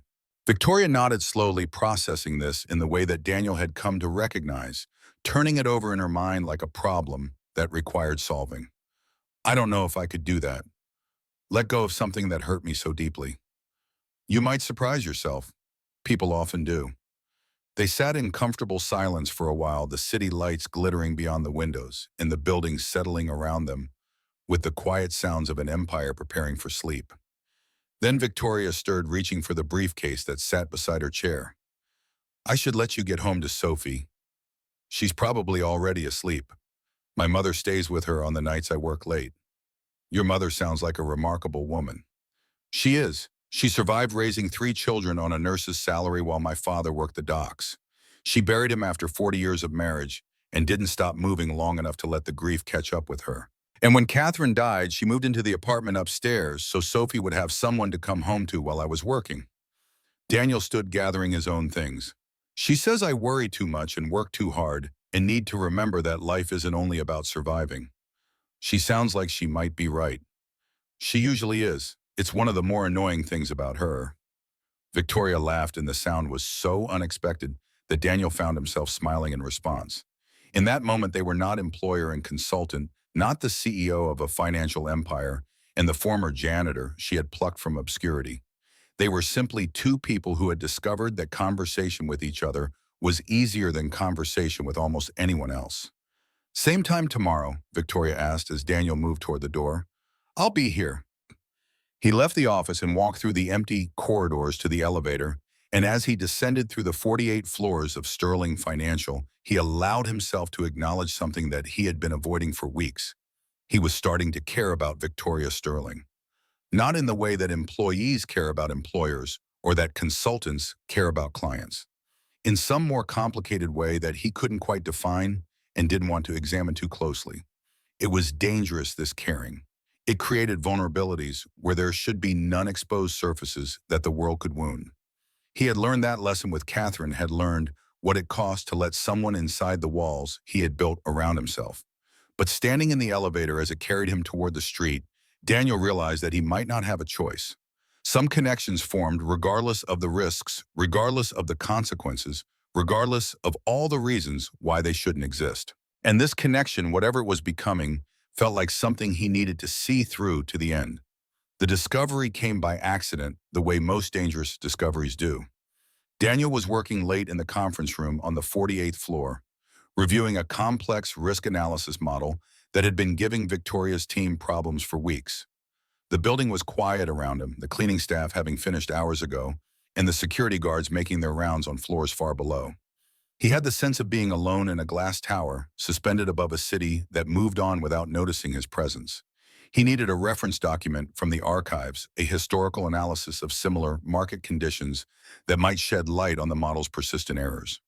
Victoria had given him access to the company's digital archives, and he navigated through the filing system with the focused attention that had always characterized his work. The folder he was looking for was buried deep in a directory structure that seemed designed to discourage casual exploration. As Daniel clicked through the layers of files and subfolders, he passed a folder labeled Board Advisory Archives and paused. It was not unusual for a company to maintain records of its advisory board's activities. What was unusual was the date range associated with this particular folder, 2019 to 2022. And what was even more unusual was the name that appeared in the folder's description, Meridian Capital Partners. Daniel's hand hovered over the mouse, his heart suddenly beating faster than it had been a moment ago. Every instinct he had developed over years of forensic financial analysis was screaming at him that this was significant, that this was the kind of discovery that changed everything. He clicked on the folder. The documents inside were organized chronologically, meeting minutes and policy recommendations and financial projections that painted a picture of collaboration between Sterling Financial and Meridian Capital that Daniel had never known existed. But it was not the collaboration itself that stopped his breath in his chest. It was the signatures at the bottom of the key documents. Harrison Sterling's signature appearing again and again on papers that Daniel recognized that he had seen in different contexts during his own investigation of Meridian's fraud. Harrison Sterling, Victoria's father, had been a member of Meridian's advisory board during the exact period when the fraud was being perpetrated and concealed. Daniel sat very still in the empty conference room, the glow of the computer screen casting shadows across his face, and tried to process what he was seeing. Harrison Sterling's involvement with Meridian had never been part of the public record. It had never come up in Daniel's research or in the legal proceedings that had followed his whistleblower complaint. The connection had been deliberately hidden, buried so deep that only someone with access to Sterling Financial's private archives would ever discover it. He kept reading, clicking through documents with hands that were not entirely steady, and the picture that emerged became progressively more damning. Harrison Sterling had not merely been a passive member of Meridian's advisory board. He had been an active participant in discussions about the company's financial structure, had signed off on recommendations that Daniel now recognized as the foundation for the shell company scheme he had uncovered. Whether Harrison had known what he was approving was impossible to determine from the documents alone. The language was carefully constructed to provide plausible deniability, full of technical jargon and legal hedging that could be interpreted in multiple ways. But his signature was there, undeniable, linking him to the fraud that had destroyed Daniel's career and ultimately cost Catherine her life. Daniel closed the folder and leaned back in his chair, staring at the ceiling of the conference room without seeing it. His mind was racing, processing implications and possibilities and the terrible irony of finding himself in this position. He had taken a job cleaning floors in the building owned by the daughter of a man who might have been complicit in the fraud that ruined him. He had accepted a consulting contract from that same daughter, had developed what he could only call a friendship with her, had allowed himself to care about her in ways that felt increasingly significant. And now he had discovered something that could destroy her, that could shatter the image she had of her father, and call into question everything she had built in his memory. The ethical calculation was not simple. Victoria was not her father. Whatever Harrison Sterling had done or known his daughter had no part in it. She had inherited a company and tried to run it with integrity, had shown Daniel more respect and consideration than anyone in the financial industry had shown him in years. But she also deserved the truth. She was making decisions based on beliefs about her father that might be fundamentally wrong. And the people who had been hurt by Meridian's fraud, the pensioners and savers whose money had disappeared into offshore accounts, deserved justice, even if that justice came too late to help them.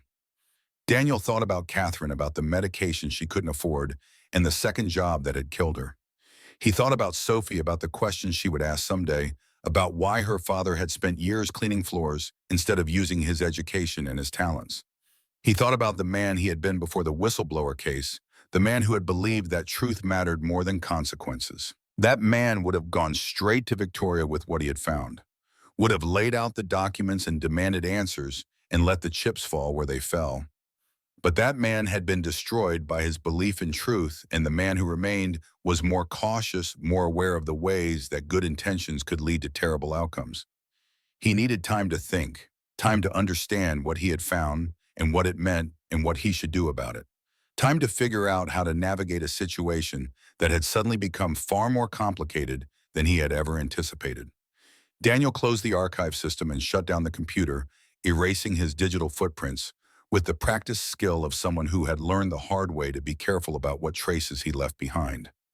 Then he gathered his things and left the conference room, walking through the empty corridors to the elevator that would carry him away from the 48th floor and its secrets. As the elevator descended, he looked at his reflection in the polished metal doors and wondered who he was becoming. The man who mopped floors and kept his head down and asked nothing from a world that had taken everything from him. Or the man who had once believed that truth was worth any cost, even when the cost was higher than he could bear. He didn't know the answer, but he knew that he would have to find it soon, because the secret he had discovered would not stay buried forever, and when it emerged, everything would change. For everyone. The weeks that followed the discovery were a study in compartmentalization, the ability to perform one role while carrying the weight of knowledge that contradicted everything that role represented. Daniel continued his consulting work, attending meetings and reviewing analyses and pointing out errors that Victoria's team increasingly resented. He continued his conversations with Victoria, discussing financial strategy and market conditions and the peculiar challenges of running a company that bore your family name. He continued to be charming and competent and engaged, while some part of his mind remained fixed on the documents he had found and the questions they raised. He had not told Victoria what he had discovered. He told himself this was because he needed more information needed to understand the full scope of Harrison Sterling's involvement before making accusations that could not be taken back. He told himself this was caution rather than cowardice, strategic patience rather than moral failure. But late at night, in the quiet of his Queens apartment, with Sophie asleep in the next room, Daniel knew that the real reason was simpler and more damning. He did not want to hurt Victoria. He did not want to be the one to shatter her image of her father, to add to the burden she already carried. He cared about her, more than he should, more than was wise or professional or safe, and that caring complicated everything. Margaret noticed, of course. Margaret noticed everything, had spent 68 years developing the ability to read her children's silences as fluently as their words. She confronted him one Sunday morning after Sophie had been dispatched to a birthday party and the apartment was quiet except for the sounds of the city beyond the windows. "You've been different these past few weeks. Distracted. Like you're carrying something you don't want to put down." Daniel considered denying it, dismissing her observation with the deflections that had become second nature. But this was his mother, who had seen him through every crisis of his life and never once accepted easy answers when hard truths were required. "I found something at work, something about Victoria Sterling's father that she doesn't know. Something bad, potentially. It suggests he might have been involved with the fraud at Meridian Capital, the same fraud that destroyed my career." Margaret was quiet for a moment, processing this information with the thoughtful attention she brought to every problem worth solving. "And you haven't told her?" "No. Why not?" Daniel stood from the kitchen table and walked to the window looking out at the street where Sophie would soon be returning from her party full of sugar and excitement and the innocent certainty that the world was fundamentally kind. Because I don't know what telling her would accomplish. Because I don't have enough information to be certain of what I found. Because, because you care about her. Daniel turned to face his mother, finding in her expression not judgment, but understanding. Yes, I care about her. And I know how it sounds, how it looks, the janitor falling for the CEO like some kind of ridiculous fairy tale. But she's not what I expected. She's smart and driven and lonely in ways that I recognize. She looks at me like I'm worth something, like my ideas matter, like I'm more than the sum of my failures. Like Catherine did. The mention of his wife's name stopped Daniel's words in his throat. He hadn't made that connection consciously, had not allowed himself to examine what his feelings for Victoria might mean in relation to the woman he had loved and lost. I don't know what I feel. I know that it's complicated. I know that the situation is impossible in about a dozen different ways. And I know that finding those documents has made everything even more complicated than it already was. Margaret rose from the table and crossed to where Daniel stood, placing her hand on his arm, with the particular gentleness that mothers never lose, regardless of how old their children become. Your father used to say that the most important thing in life is to be able to look at yourself in the mirror without flinching. To know that you've done the right thing even when the right thing is hard. What's the right thing here, Mom? Telling her something that will hurt her, that might destroy her relationship with her father's memory, or protecting her from truth she never asked to know. The right thing is rarely obvious, Daniel. If it were, everyone would do it. Margaret squeezed his arm gently. But I will tell you this. Your father spent 40 years working those docks, and he never once hid the truth to protect himself or anyone else. He said that lies were like debts. They accumulated interest until they became impossible to pay back. Whatever you decide, remember that. Sophie returned an hour later, bursting through the door with tales of cake and games and a boy named Tyler, who had apparently done something so embarrassing that it would be discussed in her class for years to come. Daniel listened to her stories and helped her with her homework, and made dinner while Margaret dozed in the armchair by the window, and the documents in the sterling financial archives felt very far away. But they were not far away. They were waiting for him, and eventually he would have to decide what to do about them. The relationship between Daniel and Victoria continued to evolve, deepening in ways that neither of them acknowledged directly, but both of them recognized. Their evening conversations grew longer, ranging further from strictly professional topics into the territory of personal histories and private fears. Victoria told Daniel about her mother who had died when Victoria was 12 and left her in the care of a father who did not know how to be soft, did not know how to raise a daughter without a woman's guidance. Daniel told Victoria about Sophie's birth, about the moment he had held his daughter for the first time, and felt something shift permanently in his understanding of what mattered in the world. They did not touch, did not cross the lines that professional relationships are supposed to maintain. But there was an intimacy in their conversations that went beyond anything either of them had experienced with anyone else in years. The intimacy of being truly seen, truly understood by someone who carried similar wounds and had learned similar lessons from the world's cruelty. One evening after a particularly difficult meeting in which Mark Sullivan had openly challenged Daniel's analysis and Victoria had defended him with cold precision, they sat together in her office with takeout containers between them and the city glittering beyond the windows. "You know they're going to keep fighting you," Daniel said. "Sullivan and his faction. They see me as a threat to their position, and they are not going to stop pushing until either I'm gone or they are. Let them push. I've survived worse. I'm serious, Victoria. The hostility is getting more intense. Eventually, someone is going to dig into my background more carefully than you did, and when they find out about my past, they'll find out that you were blacklisted for telling the truth about corruption, that you lost your career because you had more integrity than the people who were supposed to oversee you." Victoria set down her chopsticks and met his eyes directly. "That's not the ammunition they think it is, Daniel. That's a credential. In a sane world, maybe, but we don't live in a sane world." Victoria was quiet for a moment, and when she spoke again, her voice was softer than it had been. "Why did you really take this job, the consulting contract? You had to know it would put you back in contact with the world that had hurt you, with people who would look down on you for what you've been doing these past 3 years. Daniel considered the question, considering too how much truth he was willing to offer in response. When you asked me to explain the error in your spreadsheet that first night, I could have deflected, could have pretended I hadn't seen it, gone back to my work, stayed invisible. But something in me wouldn't let me do that. Some instinct that I thought I had killed finally woke up. What instinct? The instinct that truth matters, that speaking up is worth the risk even when the risk is real. He paused, searching for words that would capture something he barely understood himself.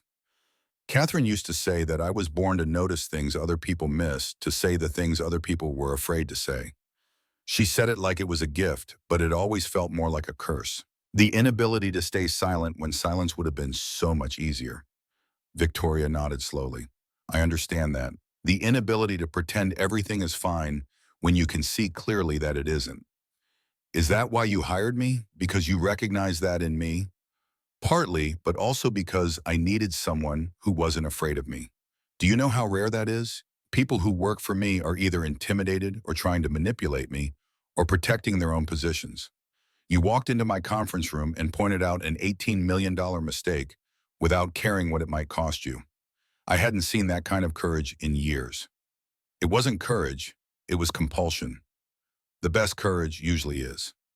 They looked at each other across the desk, and Daniel felt something shift in the air between them, some barrier that had been gradually weakening, finally beginning to give way. He should stop this, he knew.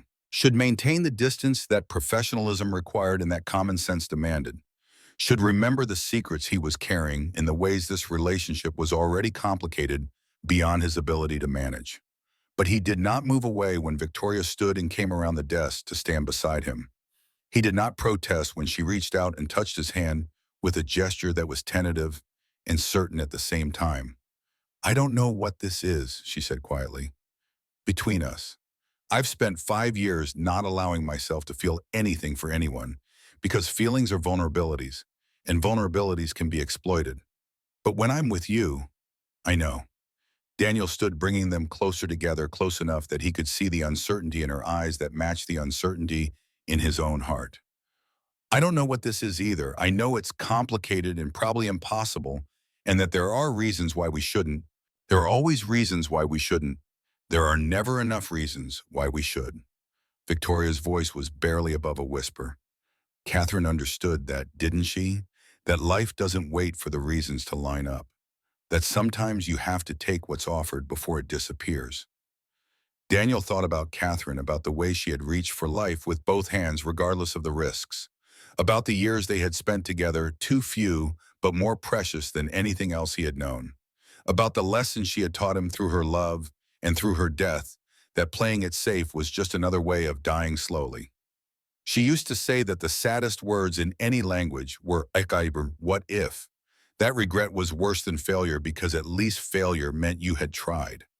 Then let's try. Victoria kissed him, and Daniel let go of all the reasons why this was a mistake, all the complications and secrets and impossibilities that surrounded them. He kissed her back, and for one moment in the quiet of an office on the 48th floor of a building that represented everything that had destroyed him, he felt something he had not felt in 3 years. Hope. The hope did not last because hope in Daniel's experience rarely did. The confrontation came without warning on an evening that had seemed no different from any other. Daniel arrived at Victoria's office for their usual meeting, expecting the conversations about financial models and market conditions that had become the framework for their increasingly personal connection. Instead, he found Victoria standing at the window with her back to the door, her posture rigid in a way that immediately told him something was wrong. Close the door. He did, moving into the office with the careful attention of someone who had learned to read danger in small signals. What's happened? Victoria turned, and her face was different than he had ever seen it.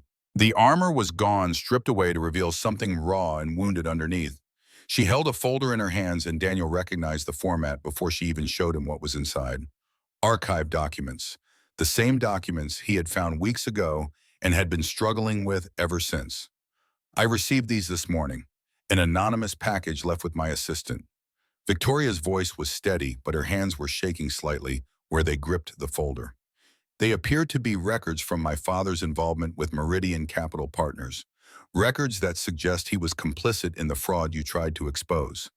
Daniel felt the blood drain from his face, felt the ground shifting beneath his feet in the particular way it always did when carefully maintained illusions collapsed. Victoria, you knew. It was not a question. I can see it in your face. You knew about this, and you didn't tell me. I found the documents a few weeks ago in the company archives. I was trying to figure out how to break it to me gently, how to manipulate the timing for maximum effect. Victoria's voice rose, anger replacing the wound in her expression. How to continue your consulting contract and your access to this company while keeping secrets that should have been revealed immediately. It wasn't like that. I was trying to understand what the documents meant, whether Harrison actually knew what he was signing, whether my father was a criminal or just a fool. Victoria laughed bitterly. Those are my only options, aren't they? Either he helped defraud thousands of people out of their life savings, or he was too stupid or too careless to realize what he was putting his signature to. Daniel stepped forward, reaching for her, and Victoria stepped back as if his touch had become something dangerous. Don't. Don't try to comfort me while you're the one who's been lying to me for weeks. I wasn't lying. I was omitting, strategically omitting like I did when I introduced you to my team as a consultant without mentioning that you'd been cleaning their offices.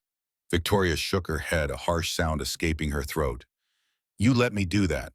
Let me deceive them while you were deceiving me. I didn't know how to tell you. I didn't want to hurt you. You didn't want to lose your access, your position, your connection to someone who could help rebuild the career that was destroyed when you told the truth about Meridian. Victoria's eyes were bright with tears she seemed determined not to shed. Was that the plan all along? Get close to me, find evidence about my father, use it as leverage? No. Daniel's voice was fierce, more forceful than he had intended. That was never the plan. There was no plan. I took a job cleaning floors because it was the only work I could get, and I pointed out your spreadsheet error because I can't keep my mouth shut when I see mistakes. And everything that followed happened because I started to care about you. Not about the company or the leverage or the opportunity. About you. Victoria stared at him, and in her face, Daniel could see the war between wanting to believe him and the evidence that suggested she shouldn't. My father's name is on those documents. Your wife died because of what Meridian did. How am I supposed to believe that you didn't see me as an opportunity for revenge? Because revenge would require me to hate you, and I don't hate you. Daniel stopped gathering himself against the truth he had not intended to speak. I'm falling in love with you, Victoria. I've been fighting it because it's complicated and impossible, and there are 100 reasons why it shouldn't happen. But I can't fight what's true any more than I can keep quiet about mathematical errors. The silence that followed stretched between them like a wire pulled too tight. Outside the windows, Manhattan continued its endless rhythm, oblivious to the personal crisis unfolding in one corner office among thousands.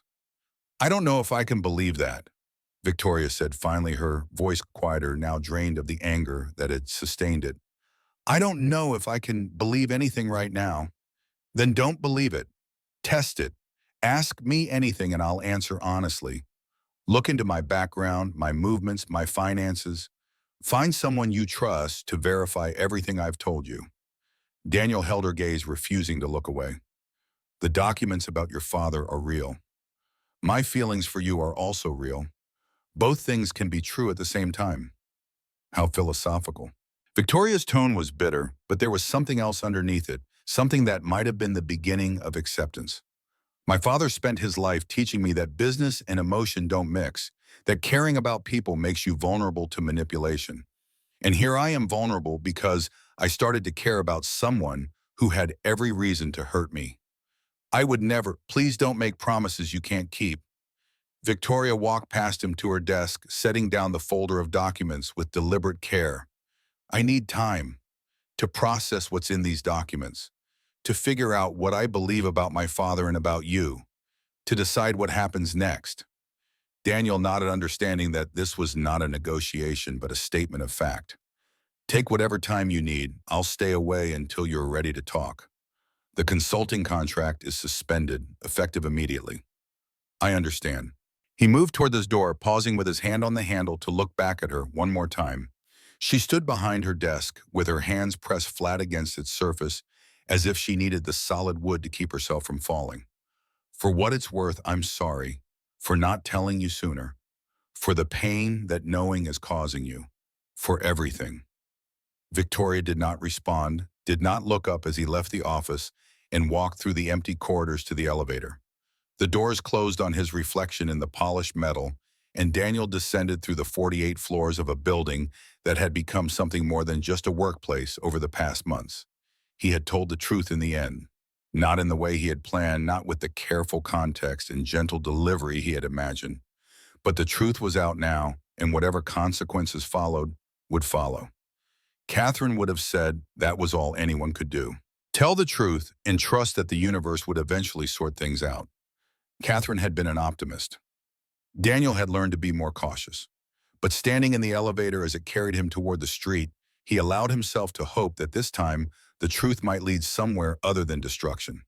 The days that followed were a particular kind of purgatory suspended between the life Daniel had been building and whatever would come next. He returned to his night shift cleaning duties, trading the conference rooms of the 48th floor for the basement supply closet and the methodical work of mopping floors and emptying trash cans. His colleagues on the custodial staff noticed nothing different about him because to them he had never been anything other than the quiet man in the blue uniform who did his job without complaint and went home to his daughter in Queens. Sophie noticed something was wrong. She was 7 years old, but she had her mother's intuition and her father's attention to detail, and she could tell that her father was carrying something heavier than usual. Dad, are you sad? They were sitting at the kitchen table, Daniel helping her with homework that she probably didn't need help with when she asked the question. I'm not sad, sweetheart, just thinking about some things. What thing? Daniel considered how to explain the complexities of adult relationships and professional betrayals to a child who still believed that the world was fundamentally fair. You know how sometimes you have to choose between two things and both choices are hard? Sophie nodded solemnly. Like when Lily and Emma both wanted me to sit with them at lunch and I had to pick one, something like that. I'm trying to figure out the right thing to do in a situation where every choice has consequences. What did Mom used to say about hard choices? Daniel smiled despite himself. Sophie had started doing this a few months ago, asking what Catherine would have said about various problems as if her mother's wisdom could be summoned through memory. She used to say that if you're not sure what to do the thing you'll be able to live with afterward. The thing that lets you look at yourself in the mirror without flinching. Sophie considered this with the seriousness that she brought to all important questions. So you have to figure out which choice lets you look at yourself in the mirror. That's the idea. What if both choices are bad? Then you pick the one that's less bad, or the one that's bad for the right reasons. Sophie returned to her homework, apparently satisfied with this answer, and Daniel sat with her until the work was done and bedtime had come and the apartment was quiet except for the sounds of the city beyond the windows. Margaret came by later, ostensibly to return a pan she had borrowed, but actually to check on her son. Sophie says you have been sad. I'm not sad. I'm in limbo. What happened with the Sterling woman? Daniel told her, sitting at the kitchen table that had witnessed so many difficult conversations over the years. He told her about the documents and the confrontation and the suspension of his consulting contract. He told her about Victoria's anger and his admission and the uncertainty that hung over everything now. Margaret listened without interrupting, and when he finished, she was quiet for a long moment. You told her the truth. Eventually. Not soon enough. But you told her, and you told her you loved her. Daniel winced slightly at the words spoken aloud. I said I was falling in love with her, which might have been presumptuous given the circumstances. Was it true? Yes. Then it wasn't presumptuous. It was honest. Margaret reached across the table to take his hand. Daniel, your father and I were married for 40 years. You want to know the secret of how we stayed together that long? I assumed it was your legendary stubbornness. Partly, but mostly it was this: we never lied to each other. Not about the big things, not about the small things. We disagreed plenty, fought sometimes, drove each other crazy more often than either of us wanted to admit. But we always knew that whatever the other person said was true, even when the truth was hard to hear. Victoria doesn't know if she can trust me. After what I kept from her, I'm not sure she should. Lust isn't something you earn once and then have forever. It's something you build over time through actions and choices and showing up when it matters. Margaret squeezed his hand. You can't control what she decides to do. You can only control what you do. So do the things that are worthy of trust and hope that eventually she sees them. Daniel nodded, taking what comfort he could from his mother's practical wisdom. And in the meantime, you take care of your daughter and do your job and wait. The universe has a way of sorting these things out, even when we can't see how. Margaret left and Daniel sat alone in the kitchen, thinking about trust and truth and the complicated web of consequences that followed every choice. He had done what he could do, told the truth when it mattered, even though the timing had been wrong, offered his heart, even though it might be rejected. Whatever came next was out of his hands.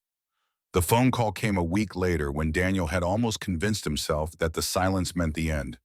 Victoria's voice was different than he remembered, lacking the armor of professional precision, but also lacking the raw anger of their last conversation. I need to see you. Can you come to my apartment tonight, 8 o'clock? Daniel hesitated for only a moment before agreeing. Margaret arrived at 6 to stay with Sophie, and Daniel dressed in the only suit he owned and took the subway into Manhattan, emerging from the station into the early evening light of the Upper East Side. The buildings here were different from Queens, taller and cleaner, and designed to project the particular kind of wealth that wanted to be noticed. Victoria's building was on Park Avenue, a pre-war construction that radiated quiet money and centuries of accumulated privilege. The doorman directed him to a private elevator that opened directly into Victoria's apartment, and Daniel rode up 50 floors with his heart beating faster than the situation probably warranted. Victoria was waiting when the doors opened, dressed in clothes he had never seen her wear before. Jeans and a sweater that made her look younger and less guarded than the woman who commanded boardrooms and terrified executives. Thank you for coming. Thank you for calling. They stood awkwardly for a moment, the silence between them heavy with everything that had happened and everything that remained unsaid. Then Victoria gestured toward the interior of the apartment. I have wine and information. I thought we could discuss both. Daniel followed her into a living room that could have graced the cover of an architecture magazine, and all clean lines and expensive furniture and windows that offered a view of Central Park that most people only saw in photographs. Victoria poured 2 glasses of wine and handed him one, then sat on a couch that looked like it cost more than his annual salary. I've spent the past week investigating my father's involvement with Meridian Capital, using resources that you don't have access to, talking to people who were there who knew what was happening. Daniel sat down in a chair across from her, holding his wine without drinking it. What did you find? My father was not innocent. Victoria's voice was steady, but Daniel could see what it cost her to say the words. He signed documents he should have read more carefully. He approved recommendations he should have questioned. He was part of a system that defrauded thousands of people, even if he didn't fully understand what he was participating in. I'm sorry. Don't be. The truth is what it is. Victoria took a sip of her wine. But I also found something else. Something that changes the picture somewhat. What? My father resigned from Meridian's advisory board 6 months before he died. He sent a letter to Marcus Blackwell explaining his concerns about certain financial irregularities and recommending a full internal audit. The letter was never acted upon, and all copies were supposed to have been destroyed. Daniel leaned forward, his professional instincts awakening despite the personal circumstances. Blackwell, I've heard that name. He's on your board of directors. He's the chairman of the board, has been since before my father died. Victoria's expression hardened. And according to what I've found, he was far more involved in Meridian's fraud than my father ever was. He not only knew about the shell companies, he profited from them directly. He continued to profit from them for 2 years after the supposed cleanup. Your father tried to stop it. It appears so. He tried and he failed, and shortly after sending that letter, he died of a sudden heart attack. Victoria met Daniel's eyes. The timing might be coincidental, or it might not be. The implications of what she was suggesting hung in the air between them, dark and terrible. You think Blackwell might have been involved in your father's death? I don't know what to think. I don't have enough evidence to make an accusation like that. But I know that Blackwell has been watching me closely since I took over. The company has been positioning himself to take control. If I falter has done everything possible to ensure that certain secrets stay buried. Daniel set down his wine glass, his mind racing through possibilities and implications.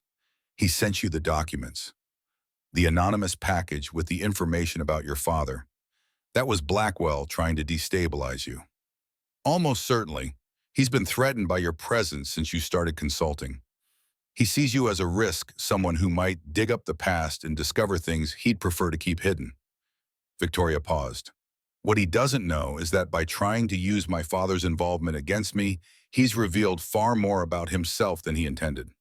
What are you going to do? Victoria stood and walked to the window, looking out at the park spread below like a dark rectangle in the middle of the glittering city. I'm going to fight him.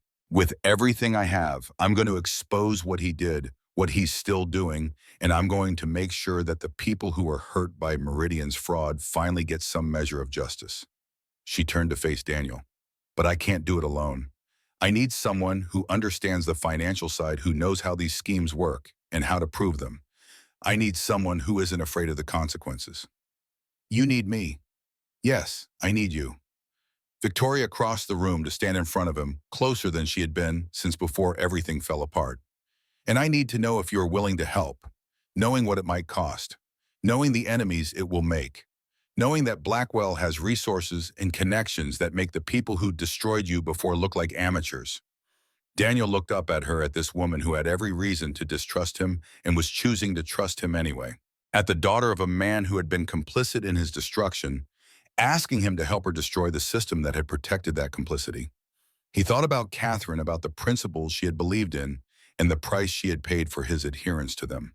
He thought about Sophie, about the world he wanted her to grow up in, a world where truth mattered and corruption could be challenged, and people like Blackwell could not hide behind money and power forever. I'm in. Whatever it takes, however long it takes, I'm in. Victoria's face softened and she reached out to take his hand. I need you to know something else. Something that has nothing to do with Blackwell or the documents or any of this. What? I've spent the past week being angry at you for not telling me sooner, for letting me develop feelings for you while you were keeping secrets that you knew would hurt me. She paused, tightening her grip on his hand. But I've also spent the past week realizing that the anger doesn't change what I feel.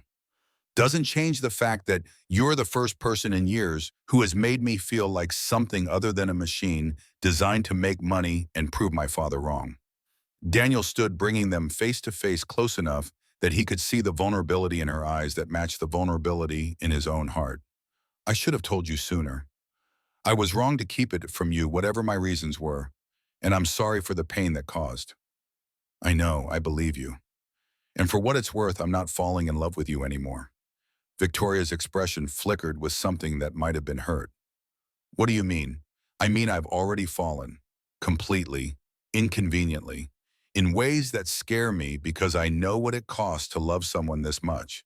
Victoria smiled, and the smile transformed her face the way it always did, making her look younger and less armored, and like someone who had remembered after a long time forgetting that it was possible to be happy. That's the worst declaration of love I've ever heard. I'm an analyst, not a poet. Clearly. She kissed him then, and Daniel let himself believe for the first time since Catherine's death that he might be allowed to have this. Happiness. Connection. The terrifying vulnerability of caring about someone who had the power to break him. Whatever came next, whatever Blackwell threw at them, whatever consequences followed from the choices they were making, they would face it together. That was enough. That was more than enough. That was everything. The surveillance footage played on a loop in the private office on the 45th floor, casting pale light across Marcus Blackwell's face as he watched Daniel Hayes exit Victoria Sterling's apartment building at 11:30 in the evening. The timestamp in the corner of the screen confirmed what Blackwell had suspected for weeks. The relationship between the CEO and her consultant had evolved beyond the professional boundaries that might have made it manageable.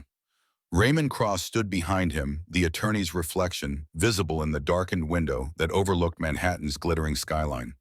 They were together for over 3 hours. Our source in the building confirms she hasn't had a personal visitor in the 18 months since she moved in.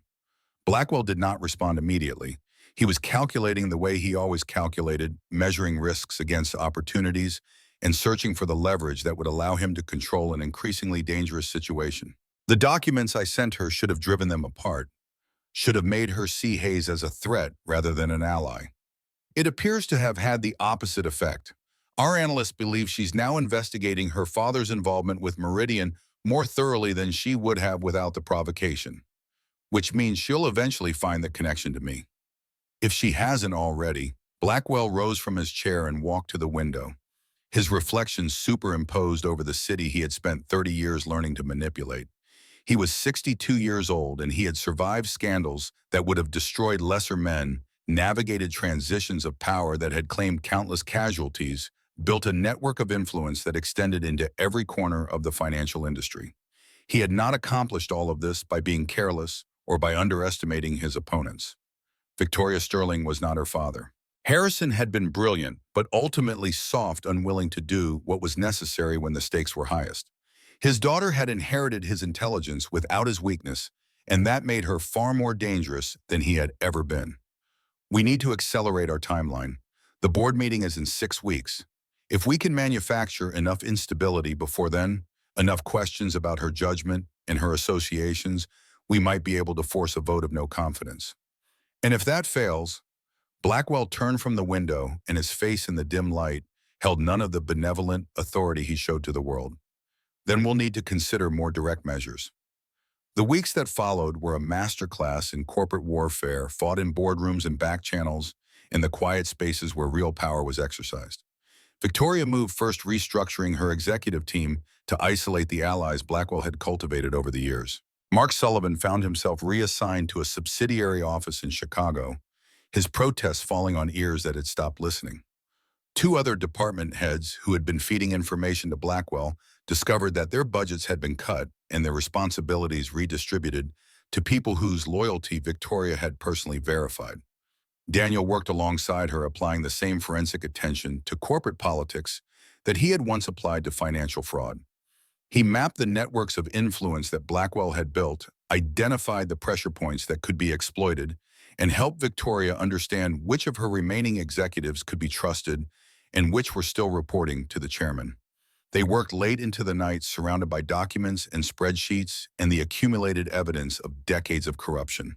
The investigation into Meridian Capital had expanded beyond Harrison Sterling's involvement, revealing a web of shell companies and offshore accounts that connected Blackwell to fraud on a scale that dwarfed anything Daniel had discovered during his original whistleblower complaint. "He's been doing this for years," Victoria said one evening, staring at a diagram that traced money flows through a dozen different jurisdictions. Siphoning funds through companies that exist only on paper, hiding the proceeds in accounts that can't be traced back to him. The structure is sophisticated. Whoever designed it knew exactly how to exploit the gaps in regulatory oversight. Can we prove it in a way that would hold up in court? Daniel considered the question carefully, weighing the evidence they had gathered against the standard that would be required to bring criminal charges.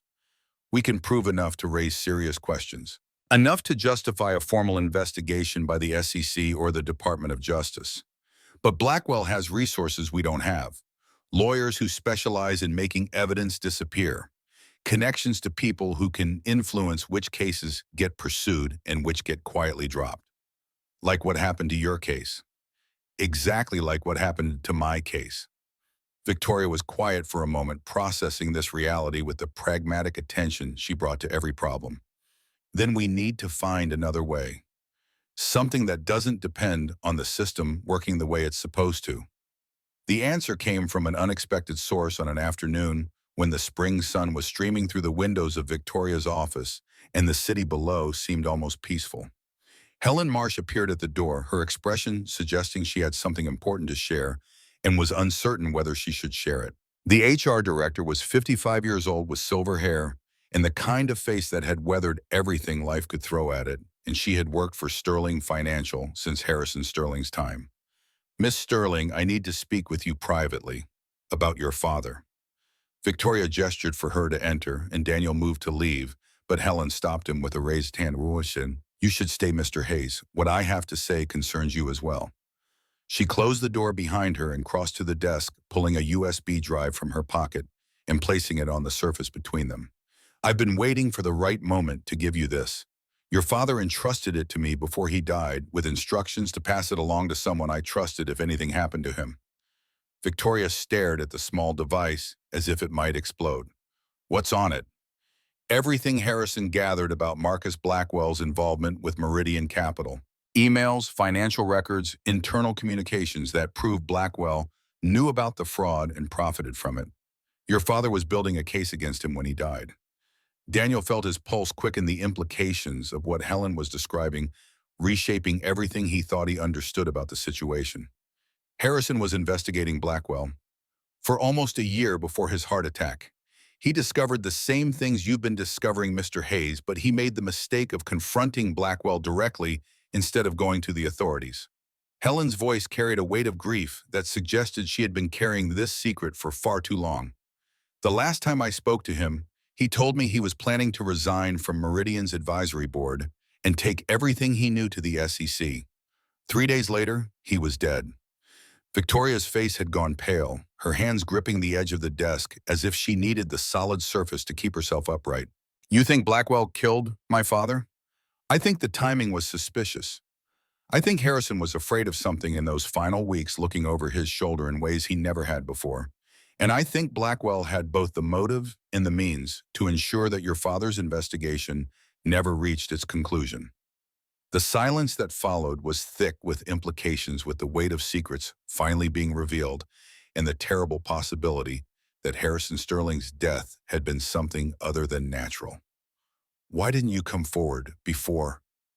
Victoria's voice was barely above a whisper. Why wait 5 years to tell me this? Because I was afraid. Because Blackwell has eyes everywhere, and I knew what happened to people who crossed him. Because I wanted to believe that with Harrison gone, the danger had passed, and I could keep my head down and survive until retirement. Helen met Victoria's eyes directly. But then you hired Mr. Kim. Hayes and I started to hope that maybe finally someone would be willing to fight back.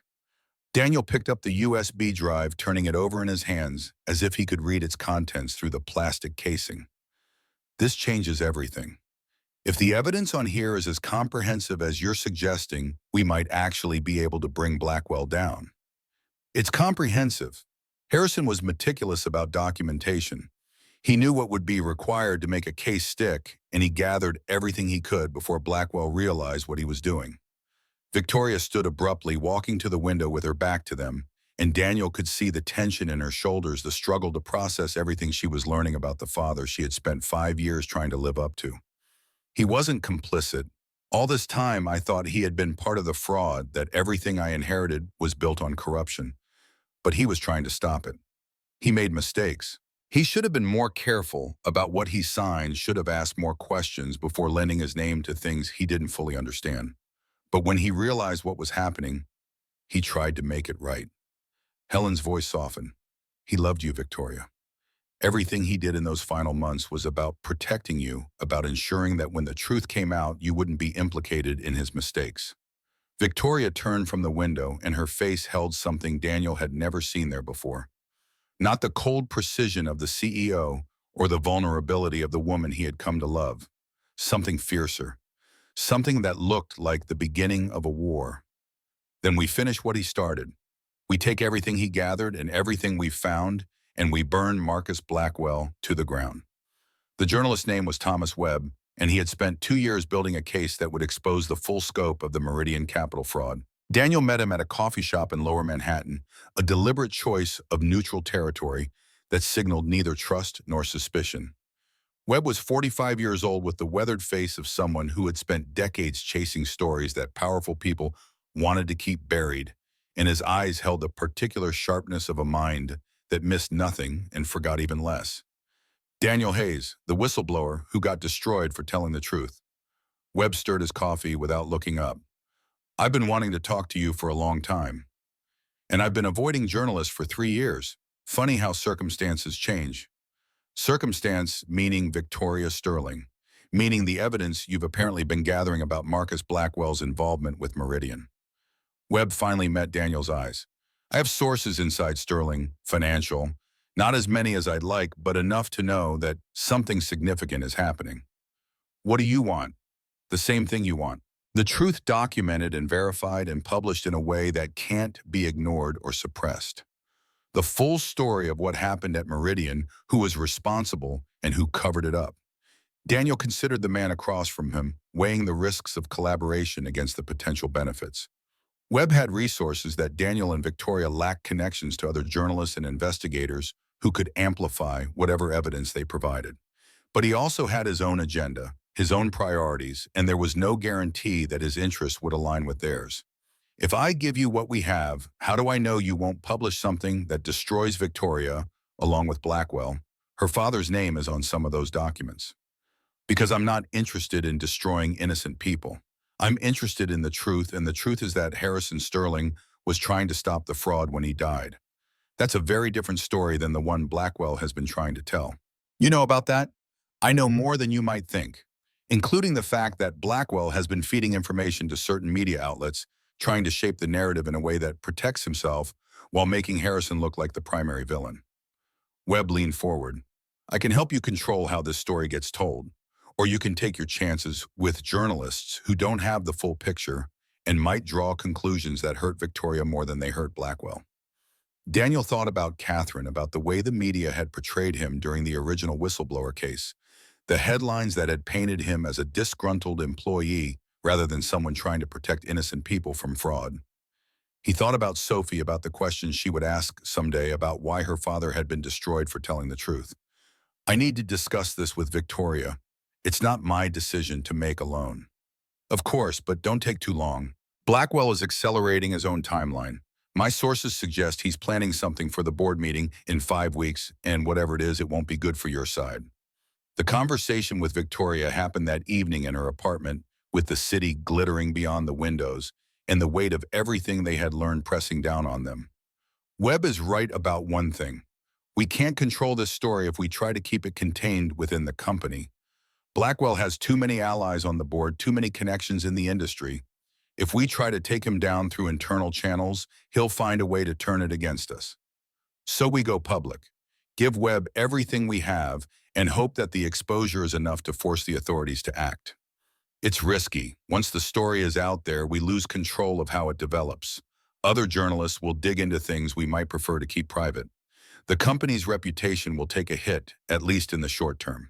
Victoria walked to the window, a habit Daniel had come to recognize as her way of thinking through difficult problems. My father spent a year building a case against Blackwell, and he died before he could use it.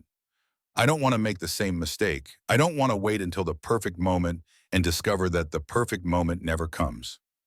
So we move forward. We move forward. We give Webb enough to start publishing, and we prepare for whatever Blackwell throws at us in response. Daniel crossed the room to stand beside her, their reflections visible in the dark glass against the backdrop of the city. This is going to get worse before it gets better. Blackwell won't go down without a fight, and he has resources we can't match. I know. And there's no guarantee we'll win. Even with everything we have, even with Webb on our side, the system has a way of protecting people like Blackwell. Victoria turned to face him, and in her eyes he saw something that had not been there when they first met. A certainty that went beyond professional confidence, beyond the armor she wore to survive in a world that wanted to see her fail.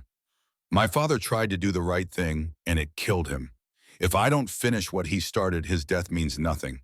All the years I spent trying to prove myself to a man I thought didn't believe in me, and it turns out he was trying to protect me all along. Her voice caught slightly. I owe him this. I owe myself this. And I owe it to everyone who was hurt by what Blackwell did. Then we fight. Then we fight. The counterattack came faster than they had anticipated on a Wednesday morning that had seemed no different from any other. Victoria arrived at her office to find Marcus Blackwell waiting for her, seated in the chair behind her desk, as if he owned the space. His expression held the particular satisfaction of someone who believed he had already won. Victoria, I think it's time we had a frank conversation about the future of this company. Get out of my chair, Marcus. In a moment. First, I want to show you something. He slid a folder across the desk.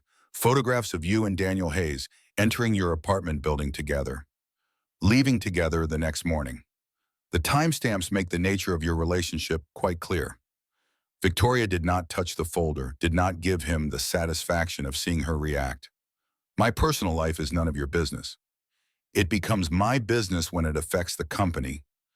When the CEO is romantically involved with a man who was fired for making fraudulent claims against his former employer, who has been blacklisted from every reputable firm in the industry, who spent the last 3 years cleaning toilets in this very building. Blackwell stood buttoning his jacket with deliberate precision. The board will be very interested in these photographs, as will the financial press. Is that supposed to frighten me? It should, because I'm not just going to show them the photographs. I'm going to show them evidence that you've been using company resources to conduct a personal vendetta against me. That you've been conspiring with Hayes to fabricate accusations designed to force me off the board. That you've allowed your judgment to be compromised by an inappropriate relationship with a man who has every reason to want revenge against anyone associated with the Meridian Capital. Victoria felt the ground shifting beneath her, the careful plans she and Daniel had been building suddenly looking far less solid than they had seemed. None of that is true. Truth is remarkably flexible, Victoria. You should know that by now. The question isn't what's true. The question is what people can be made to believe. Blackwell moved toward the door, pausing with his hand on the handle. The board meeting is in 4 weeks. I suggest you spend that time preparing your resignation, because one way or another you won't be CEO when it's over. He left, and Victoria stood alone in her office, surrounded by the empire her father had built, and she had fought to preserve, feeling, for the first time, that she might actually lose. The emergency meeting happened that evening in Daniel's Queen's apartment because Victoria's building was no longer safe for sensitive conversations. Sophie was at a sleepover, Margaret watching from the apartment upstairs, with the particular vigilance of a mother who knew her son was in trouble. Victoria sat at the kitchen table that had witnessed so many difficult conversations over the years, her professional armor stripped away to reveal the frightened woman underneath. He has photographs. He has a narrative. And he has 4 weeks to convince enough board members that I'm unfit to lead. We have evidence too. Helen's files, everything we've gathered, Webb's investigation. But we're not ready to go public yet. Webb needs more time to verify everything to build a story that can't be easily dismissed. If we rush it, Blackwell's lawyers will tear it apart. Daniel paced the small kitchen, his mind racing through possibilities and contingencies. Then we need to buy time. Find a way to delay the board meeting, or at least delay whatever vote Blackwell is planning. How he controls the agenda. He has enough allies on the board to push through whatever he wants. Not if we can turn some of those allies. Not if we can show them that siding with Blackwell is more dangerous than siding with you. Victoria looked up at him, a spark of hope visible in her exhausted eyes. You have an idea. I have the beginning of an idea, but it's risky and it might not work. At this point, I'll take risky over certain defeat. Daniel sat down across from her, reaching for her hands across the table. Blackwell's power depends on secrecy, on people not knowing what he's done or being too afraid to act on what they suspect. But fear only works as long as people believe he's going to win. If we can create doubt, if we can make the board members question whether backing him is really in their best interest, we show them enough of what we have to scare them. Not everything, not yet, but enough to make them think twice. Exactly. We don't need to convince them that Blackwell is guilty. We just need to convince them that supporting him might make them complicit in whatever comes next. Victoria was quiet for a moment, processing the strategy with the analytical precision that had made her successful in a world designed to see her fail. It could work. Some of them are cowards who will side with whoever seems most likely to win. If we can shift their perception of the odds, then we might be able to survive long enough for Webb to finish his investigation and publish the full story. And if it doesn't work, Daniel squeezed her hands, holding on to her the way he wished someone had held on to him during the darkest days after Catherine's death. Then we go down fighting. We take everything we have to the SEC, to the Department of Justice, to every journalist who will listen. We make so much noise that Blackwell can't silence us the way he silenced your father. Victoria leaned across the table and kissed him, a gesture that contained everything she couldn't say in words. Gratitude, fear, love, the desperate hope of someone who had finally found something worth fighting for. Whatever happens, I'm glad I found you. I'm glad you spoke up that night in the conference room instead of staying invisible. I'm glad too, even if it costs us everything. especially if it costs us everything, because some things are worth the price. They sat together in the small kitchen of a queen's apartment, two people who had lost so much and found each other in the wreckage preparing for a battle that would determine the course of their lives. Outside, the city continued its endless rhythm. Inside, they made their plans and held their hope and waited for the storm that was coming. The next 4 weeks would decide everything, and whatever happened, they would face it together. The morning of the board meeting arrived with the kind of gray sky that seemed to press down on Manhattan like a physical weight clouds hanging low over the towers of glass and steel that defined the city's skyline. Victoria Sterling stood at the window of her apartment, watching the first commuters emerge onto the streets below, and felt the particular calm that comes when you have done everything possible and must now trust the outcome to forces beyond your control. Daniel stood behind her, his reflection visible in the glass, and she could see the tension in his shoulders that matched the tension in her own body. They had spent the past 4 weeks preparing for this day, building alliances and gathering evidence and positioning themselves for a confrontation that would determine the future of everything they had fought for. Webb's article goes live at noon, Daniel said. Time to hit while the board meeting is in progress. By the time Blackwell realizes what's happening, the story will already be spreading. And the SEC? Helen's contact confirmed they received the full package yesterday. They're not committing to anything official, but she says there's significant interest at the enforcement level. Victoria turned from the window, and in the early morning light, her face held something that Daniel had come to recognize over the months of their partnership. Not confidence exactly, but the determination of someone who had accepted the risk and chosen to move forward regardless. Whatever happens today, I want you to know something. What? My father spent his whole life building things. The company, his reputation, the legacy he thought he was leaving behind. And in the end, none of it protected him from the consequences of trusting the wrong people. She crossed the room to stand in front of Daniel, close enough that he could see the fine lines at the corners of her eyes that spoke of sleepless nights and impossible pressures. But he also spent his last months trying to do the right thing, trying to expose the corruption he had been part of, even knowing what it might cost him. That's the legacy I want to honor. Not the buildings or the money or the reputation. The choice to fight for something that matters. Daniel reached out and took her hand, feeling the slight tremor that she was working so hard to conceal. He would be proud of you. Whatever he said before he died, whatever doubts he expressed, he would be proud of the woman you've become. I hope so. I hope that wherever he is, he can see that his daughter didn't give up, that she finished what he started. They stood together in the quiet of the apartment, drawing strength from each other's presence until the time came to leave for the battle that awaited them.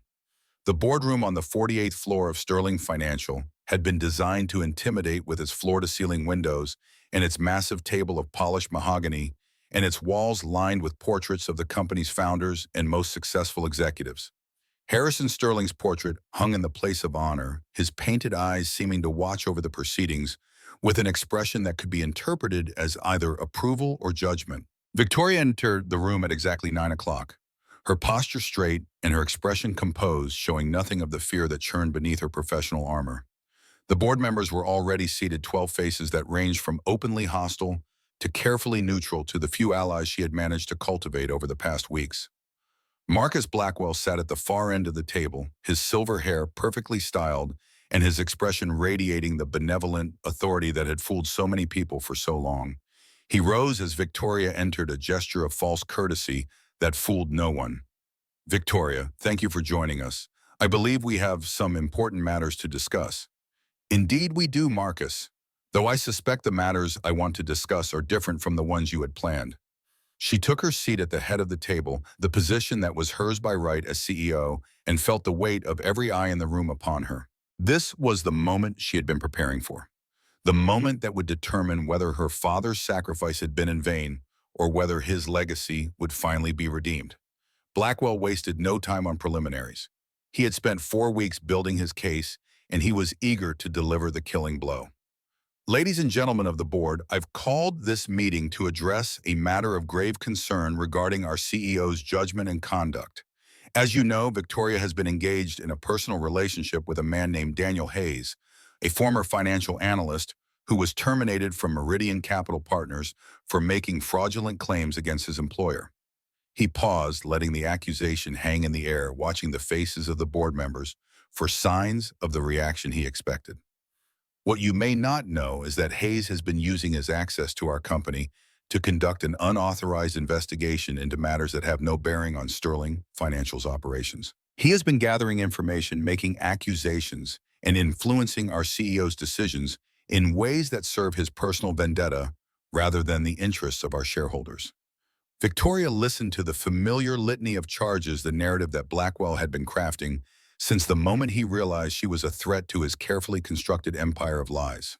She had heard it all before in the private conversations, and the whispered warnings, and the anonymous leaks to financial journalists who were only too happy to print accusations without verification. But she had also spent 4 weeks preparing her response, and she was not the same woman who had inherited this company 5 years ago, uncertain of her place and desperate to prove herself to a father who was no longer alive to see her succeed. "Are you finished, Marcus?" The question was delivered with a calm that seemed to unsettle him, a departure from the defensive posture he had expected. "I have more to say, but I wanted to give you an opportunity to respond to these initial concerns." "How generous of you." Victoria stood, commanding the attention of everyone in the room with the force of her presence. "Ladies and gentlemen, Marcus has presented you with a carefully constructed narrative designed to make me look like a woman whose judgment has been compromised by an inappropriate relationship. He wants you to believe that I have been manipulated, that my decisions have been influenced by someone with a personal agenda, that I am unfit to lead this company." She paused, letting her gaze move around the table, meeting the eyes of each board member in turn. "What he has not told you is why he is so desperate to remove me from this position. What he has not told you is what he stands to lose if I remain in control of Sterling Financial. And what he has not told you is what he did to my father." The shift in the room was palpable, a sudden tension that suggested Victoria had struck a nerve that Blackwell had not anticipated. "Your father was a valued member of this organization," Blackwell said smoothly. "His death was a tragedy that we all mourned. I don't see what relevance. My father discovered that you were systematically defrauding the clients of Meridian Capital Partners. He gathered evidence, documented your involvement, and was preparing to take everything he knew to the SEC when he died of a sudden heart attack." Victoria's voice was steady, but her words carried the weight of years of grief and months of investigation. "The timing of his death was remarkably convenient for you, Marcus, almost as if someone wanted to ensure that his investigation never reached its conclusion." The room erupted in murmurs, board members exchanging glances that ranged from shock to suspicion to the dawning realization that they might have been backing the wrong side. Blackwell's composure cracked for the first time, a flash of something dark passing across his face before he recovered his mask of benevolent concern. "These are serious accusations, Victoria. Accusations that you cannot possibly substantiate." "Can't I?" Victoria reached into the folder she had brought with her and withdrew a stack of documents, sliding copies across the table to each board member. "These are emails between my father and Marcus Blackwell, dated 6 months before my father's death. In them, my father explicitly states his concerns about financial irregularities at Meridian Capital and his intention to report them to the authorities. Marcus's responses make clear that he was aware of the fraud and was actively working to conceal it." The board members began reading their faces, reflecting the growing understanding that the situation was far more complex than Blackwell had led them to believe.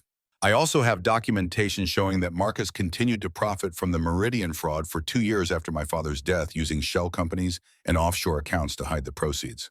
Victoria's voice grew stronger with each revelation. "He used his position on this board to ensure that no one looked too closely at the connection between Sterling Financial and Meridian Capital. He cultivated allies and silenced critics and built a network of influence designed to protect himself at the expense of everyone else." Blackwell stood abruptly, his chair scraping against the floor with a sound that seemed unnaturally loud in the tense silence of the boardroom. "This is absurd. These documents are fabrications created by Hayes to support his vendetta against everyone associated with Meridian. Victoria has been manipulated by a man who has every reason to want revenge, and she's too blinded by her personal feelings to see it. The documents are authentic."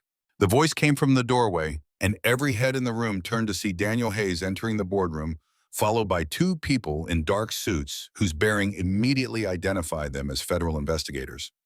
I should know, I've spent 3 years studying every aspect of the Meridian fraud, and I can verify that everything Victoria has presented is genuine. Blackwell's face went pale, the color draining from his features as he recognized the implications of what was happening. You have no right to be here. Security hierarchy. Security has been informed that federal investigators are conducting official business on these premises, Daniel said calmly. I suggest you save your objections for your attorneys, Marcus. You're going to need them. The lead investigator stepped forward, her credentials already in hand. Mr. Blackwell, I'm Agent Patricia Reyes with the Securities and Exchange Commission. We have some questions about your involvement with Meridian Capital Partners and several related entities.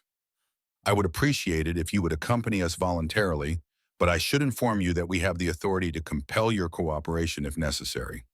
The boardroom had gone completely silent, every person present, understanding that they were witnessing something historic, the collapse of a carefully constructed empire of lies, and the vindication of everyone who had been destroyed by the man now facing federal investigation. Blackwell looked around the room, searching for allies for support for any avenue of escape from the trap that had closed around him. He found nothing. The board members who had supported him for years were suddenly very interested in the documents in front of them, unwilling to meet his eyes or offer any gesture of solidarity. This isn't over, he said, his voice carrying a threat that no longer had the power to intimidate. My attorneys will have these charges dismissed within a week.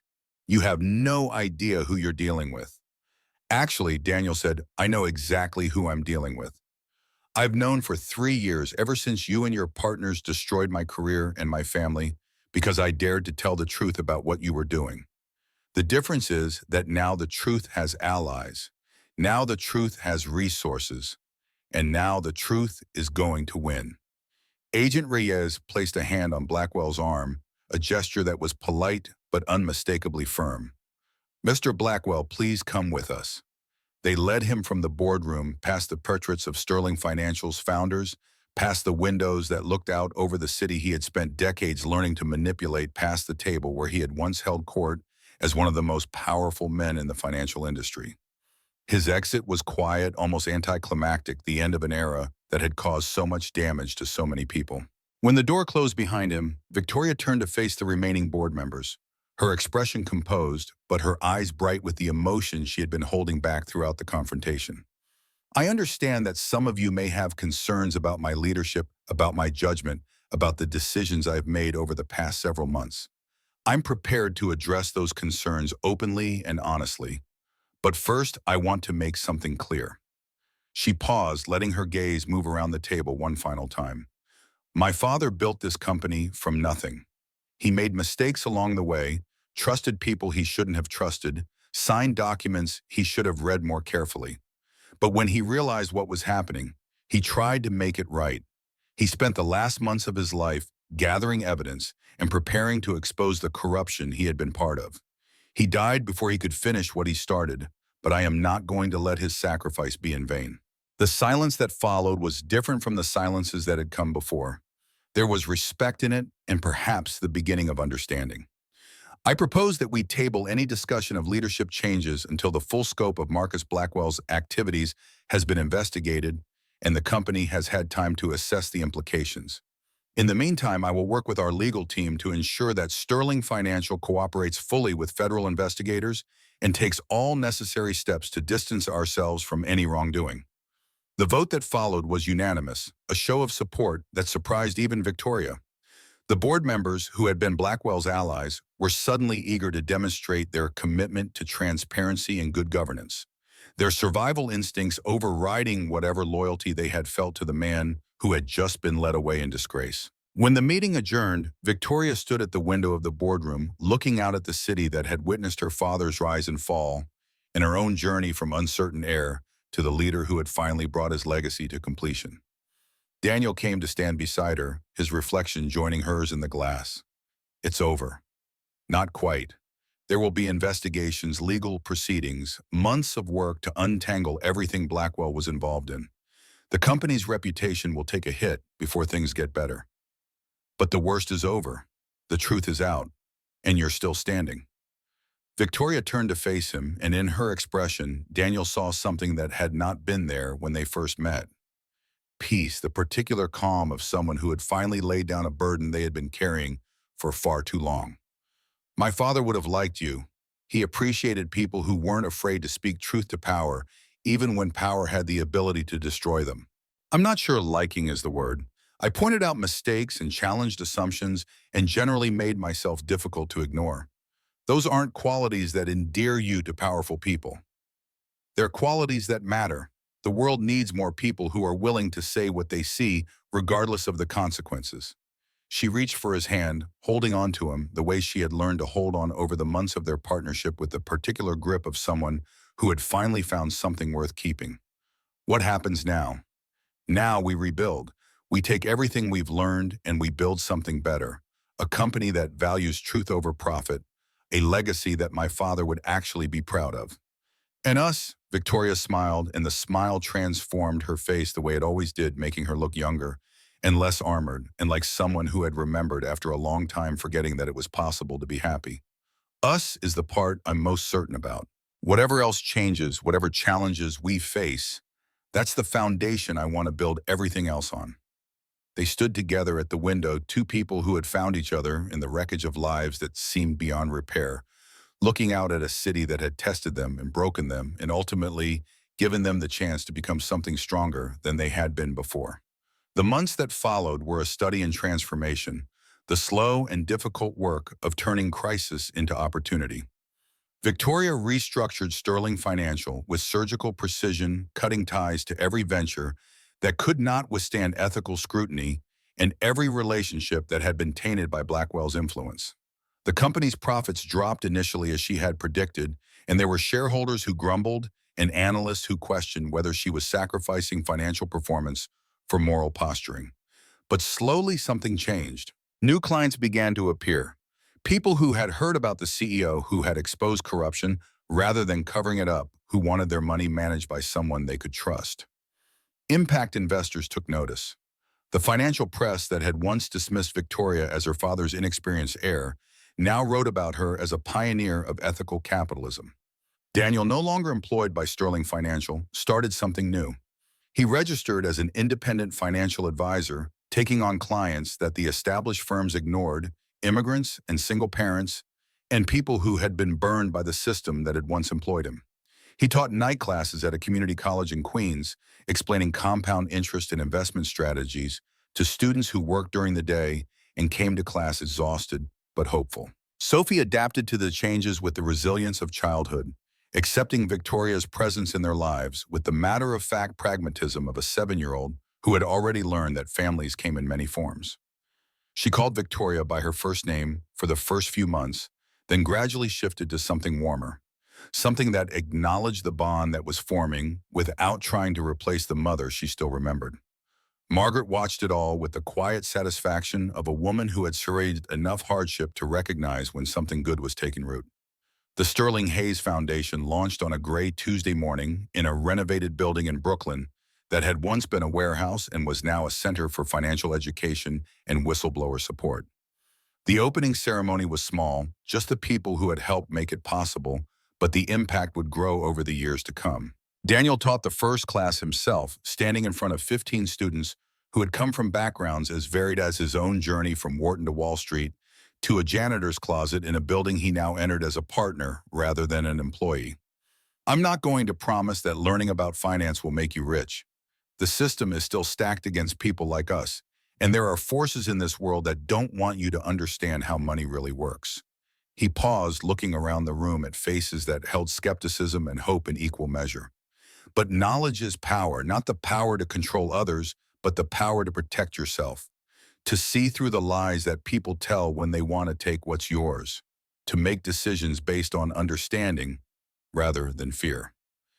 After the class, a man approached him, older and weathered, and carrying the particular weight of someone who had lost more than he could easily name. Mr. Hayes, I wanted to say something. I lost everything in the Meridian collapse.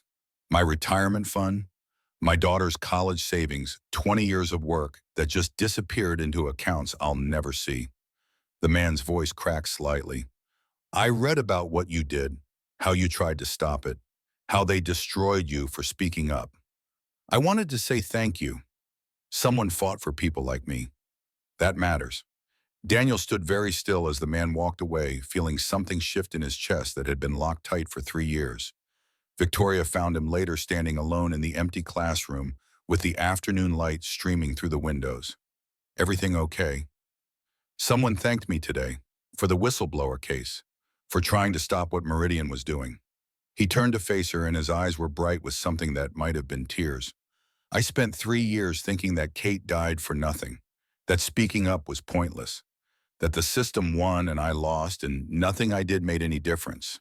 And now I think maybe she'd be proud. Maybe it mattered after all. Maybe the point isn't whether you win or lose. Maybe the point is just that you tried. Victoria crossed the room and put her arms around him, holding on the way they had learned to hold on to each other through everything that had happened. She would be proud. I never met her, but I know she would be proud of the man you've become, the father Sophie has, the partner I have. They stood together in the classroom that represented everything they were trying to build, surrounded by empty chairs that would soon be filled with people seeking the knowledge that could change their lives. The anniversary came faster than either of them expected, a year since the board meeting that had changed everything. They celebrated quietly, just the four of them in the Queen's apartment that had witnessed so much grief and had now become the foundation of something new. Sophie had made a cake with Margaret's help, chocolate with slightly uneven frosting that she had applied herself. Daniel had hung streamers that drooped in places, and Victoria had brought flowers that didn't quite match the color scheme anyone had imagined. It was imperfect and chaotic and exactly what a family celebration should be. "Dad," Sophie said, her voice carrying the particular seriousness that meant she was about to ask something important. "Are you happy?" Daniel looked around the small kitchen at the woman he loved and the daughter he would do anything to protect, and the mother who had held them all together through the darkest times. "Yeah, sweetheart, I'm happy. Really happy. Not just pretending. Really happy. The kind of happy that sneaks up on you when you're not looking and makes you realize that maybe everything you went through was worth it because it brought you here." Sophie considered this with the gravity of an 8-year-old who had learned young that life did not always go the way you hoped. "Mom would be glad. She always wanted you to be happy." "I know she did. And I think wherever she is, she can see that we're okay, that we found our way to something good." Later, after Sophie was asleep and Margaret had gone upstairs to her own apartment, Daniel and Victoria sat on the small balcony that overlooked the Queen Street, where their life together had taken root. "Do you ever regret it?" Victoria asked. "The choices that brought us here, the price you paid for telling the truth." Daniel thought about the question, about the years of struggle and loss, and the slow rebuilding that had followed. "I regret that Kate died. I'll always regret that. I regret that Sophie had to grow up without her mother. I regret the years I spent invisible, hiding from a world that had hurt me." He paused, searching for the words that would capture something he had only recently begun to understand. "But I don't regret speaking up. I don't regret being the kind of person who can't stay quiet when something is wrong, because that's the person Kate fell in love with. That's the person I want Sophie to see when she looks at her father. And that's the person who was able to recognize something real when he found it." Victoria leaned against his shoulder, her body warm against his in the cool night air. "My father used to say that success was about winning, about being stronger and smarter and more ruthless than everyone else, about building something that would last and not caring who you had to destroy to do it. And now I think he was wrong. Success isn't about winning, it's about becoming someone you can live with. Someone who does the right thing even when it costs you. Someone who builds things that matter, not just things that last." They sat together as the city hummed around them, two people who had lost so much and found each other in the wreckage, watching the lights of Manhattan glitter in the distance and feeling the particular peace that comes when you have finally arrived at a place that feels like home. The future stretched out before them, uncertain and challenging, and full of possibilities they could not yet imagine. There would be setbacks and struggles and days when the weight of everything they were trying to build would seem too heavy to bear, but they would face it together. That was the foundation that mattered. That was the truth that would carry them through. Daniel thought about his father working the docks for 40 years without ever hanging his head. He thought about his mother surviving loss after loss and emerging with her dignity intact. He thought about Kate believing in him even when he couldn't believe in himself, teaching him that some things were worth the price you paid for them. And he thought about Sophie asleep in the next room, with her whole life ahead of her, growing up in a world that was still imperfect, but that her father was helping to make a little bit better. I love you, he said, the words simple and insufficient and exactly right.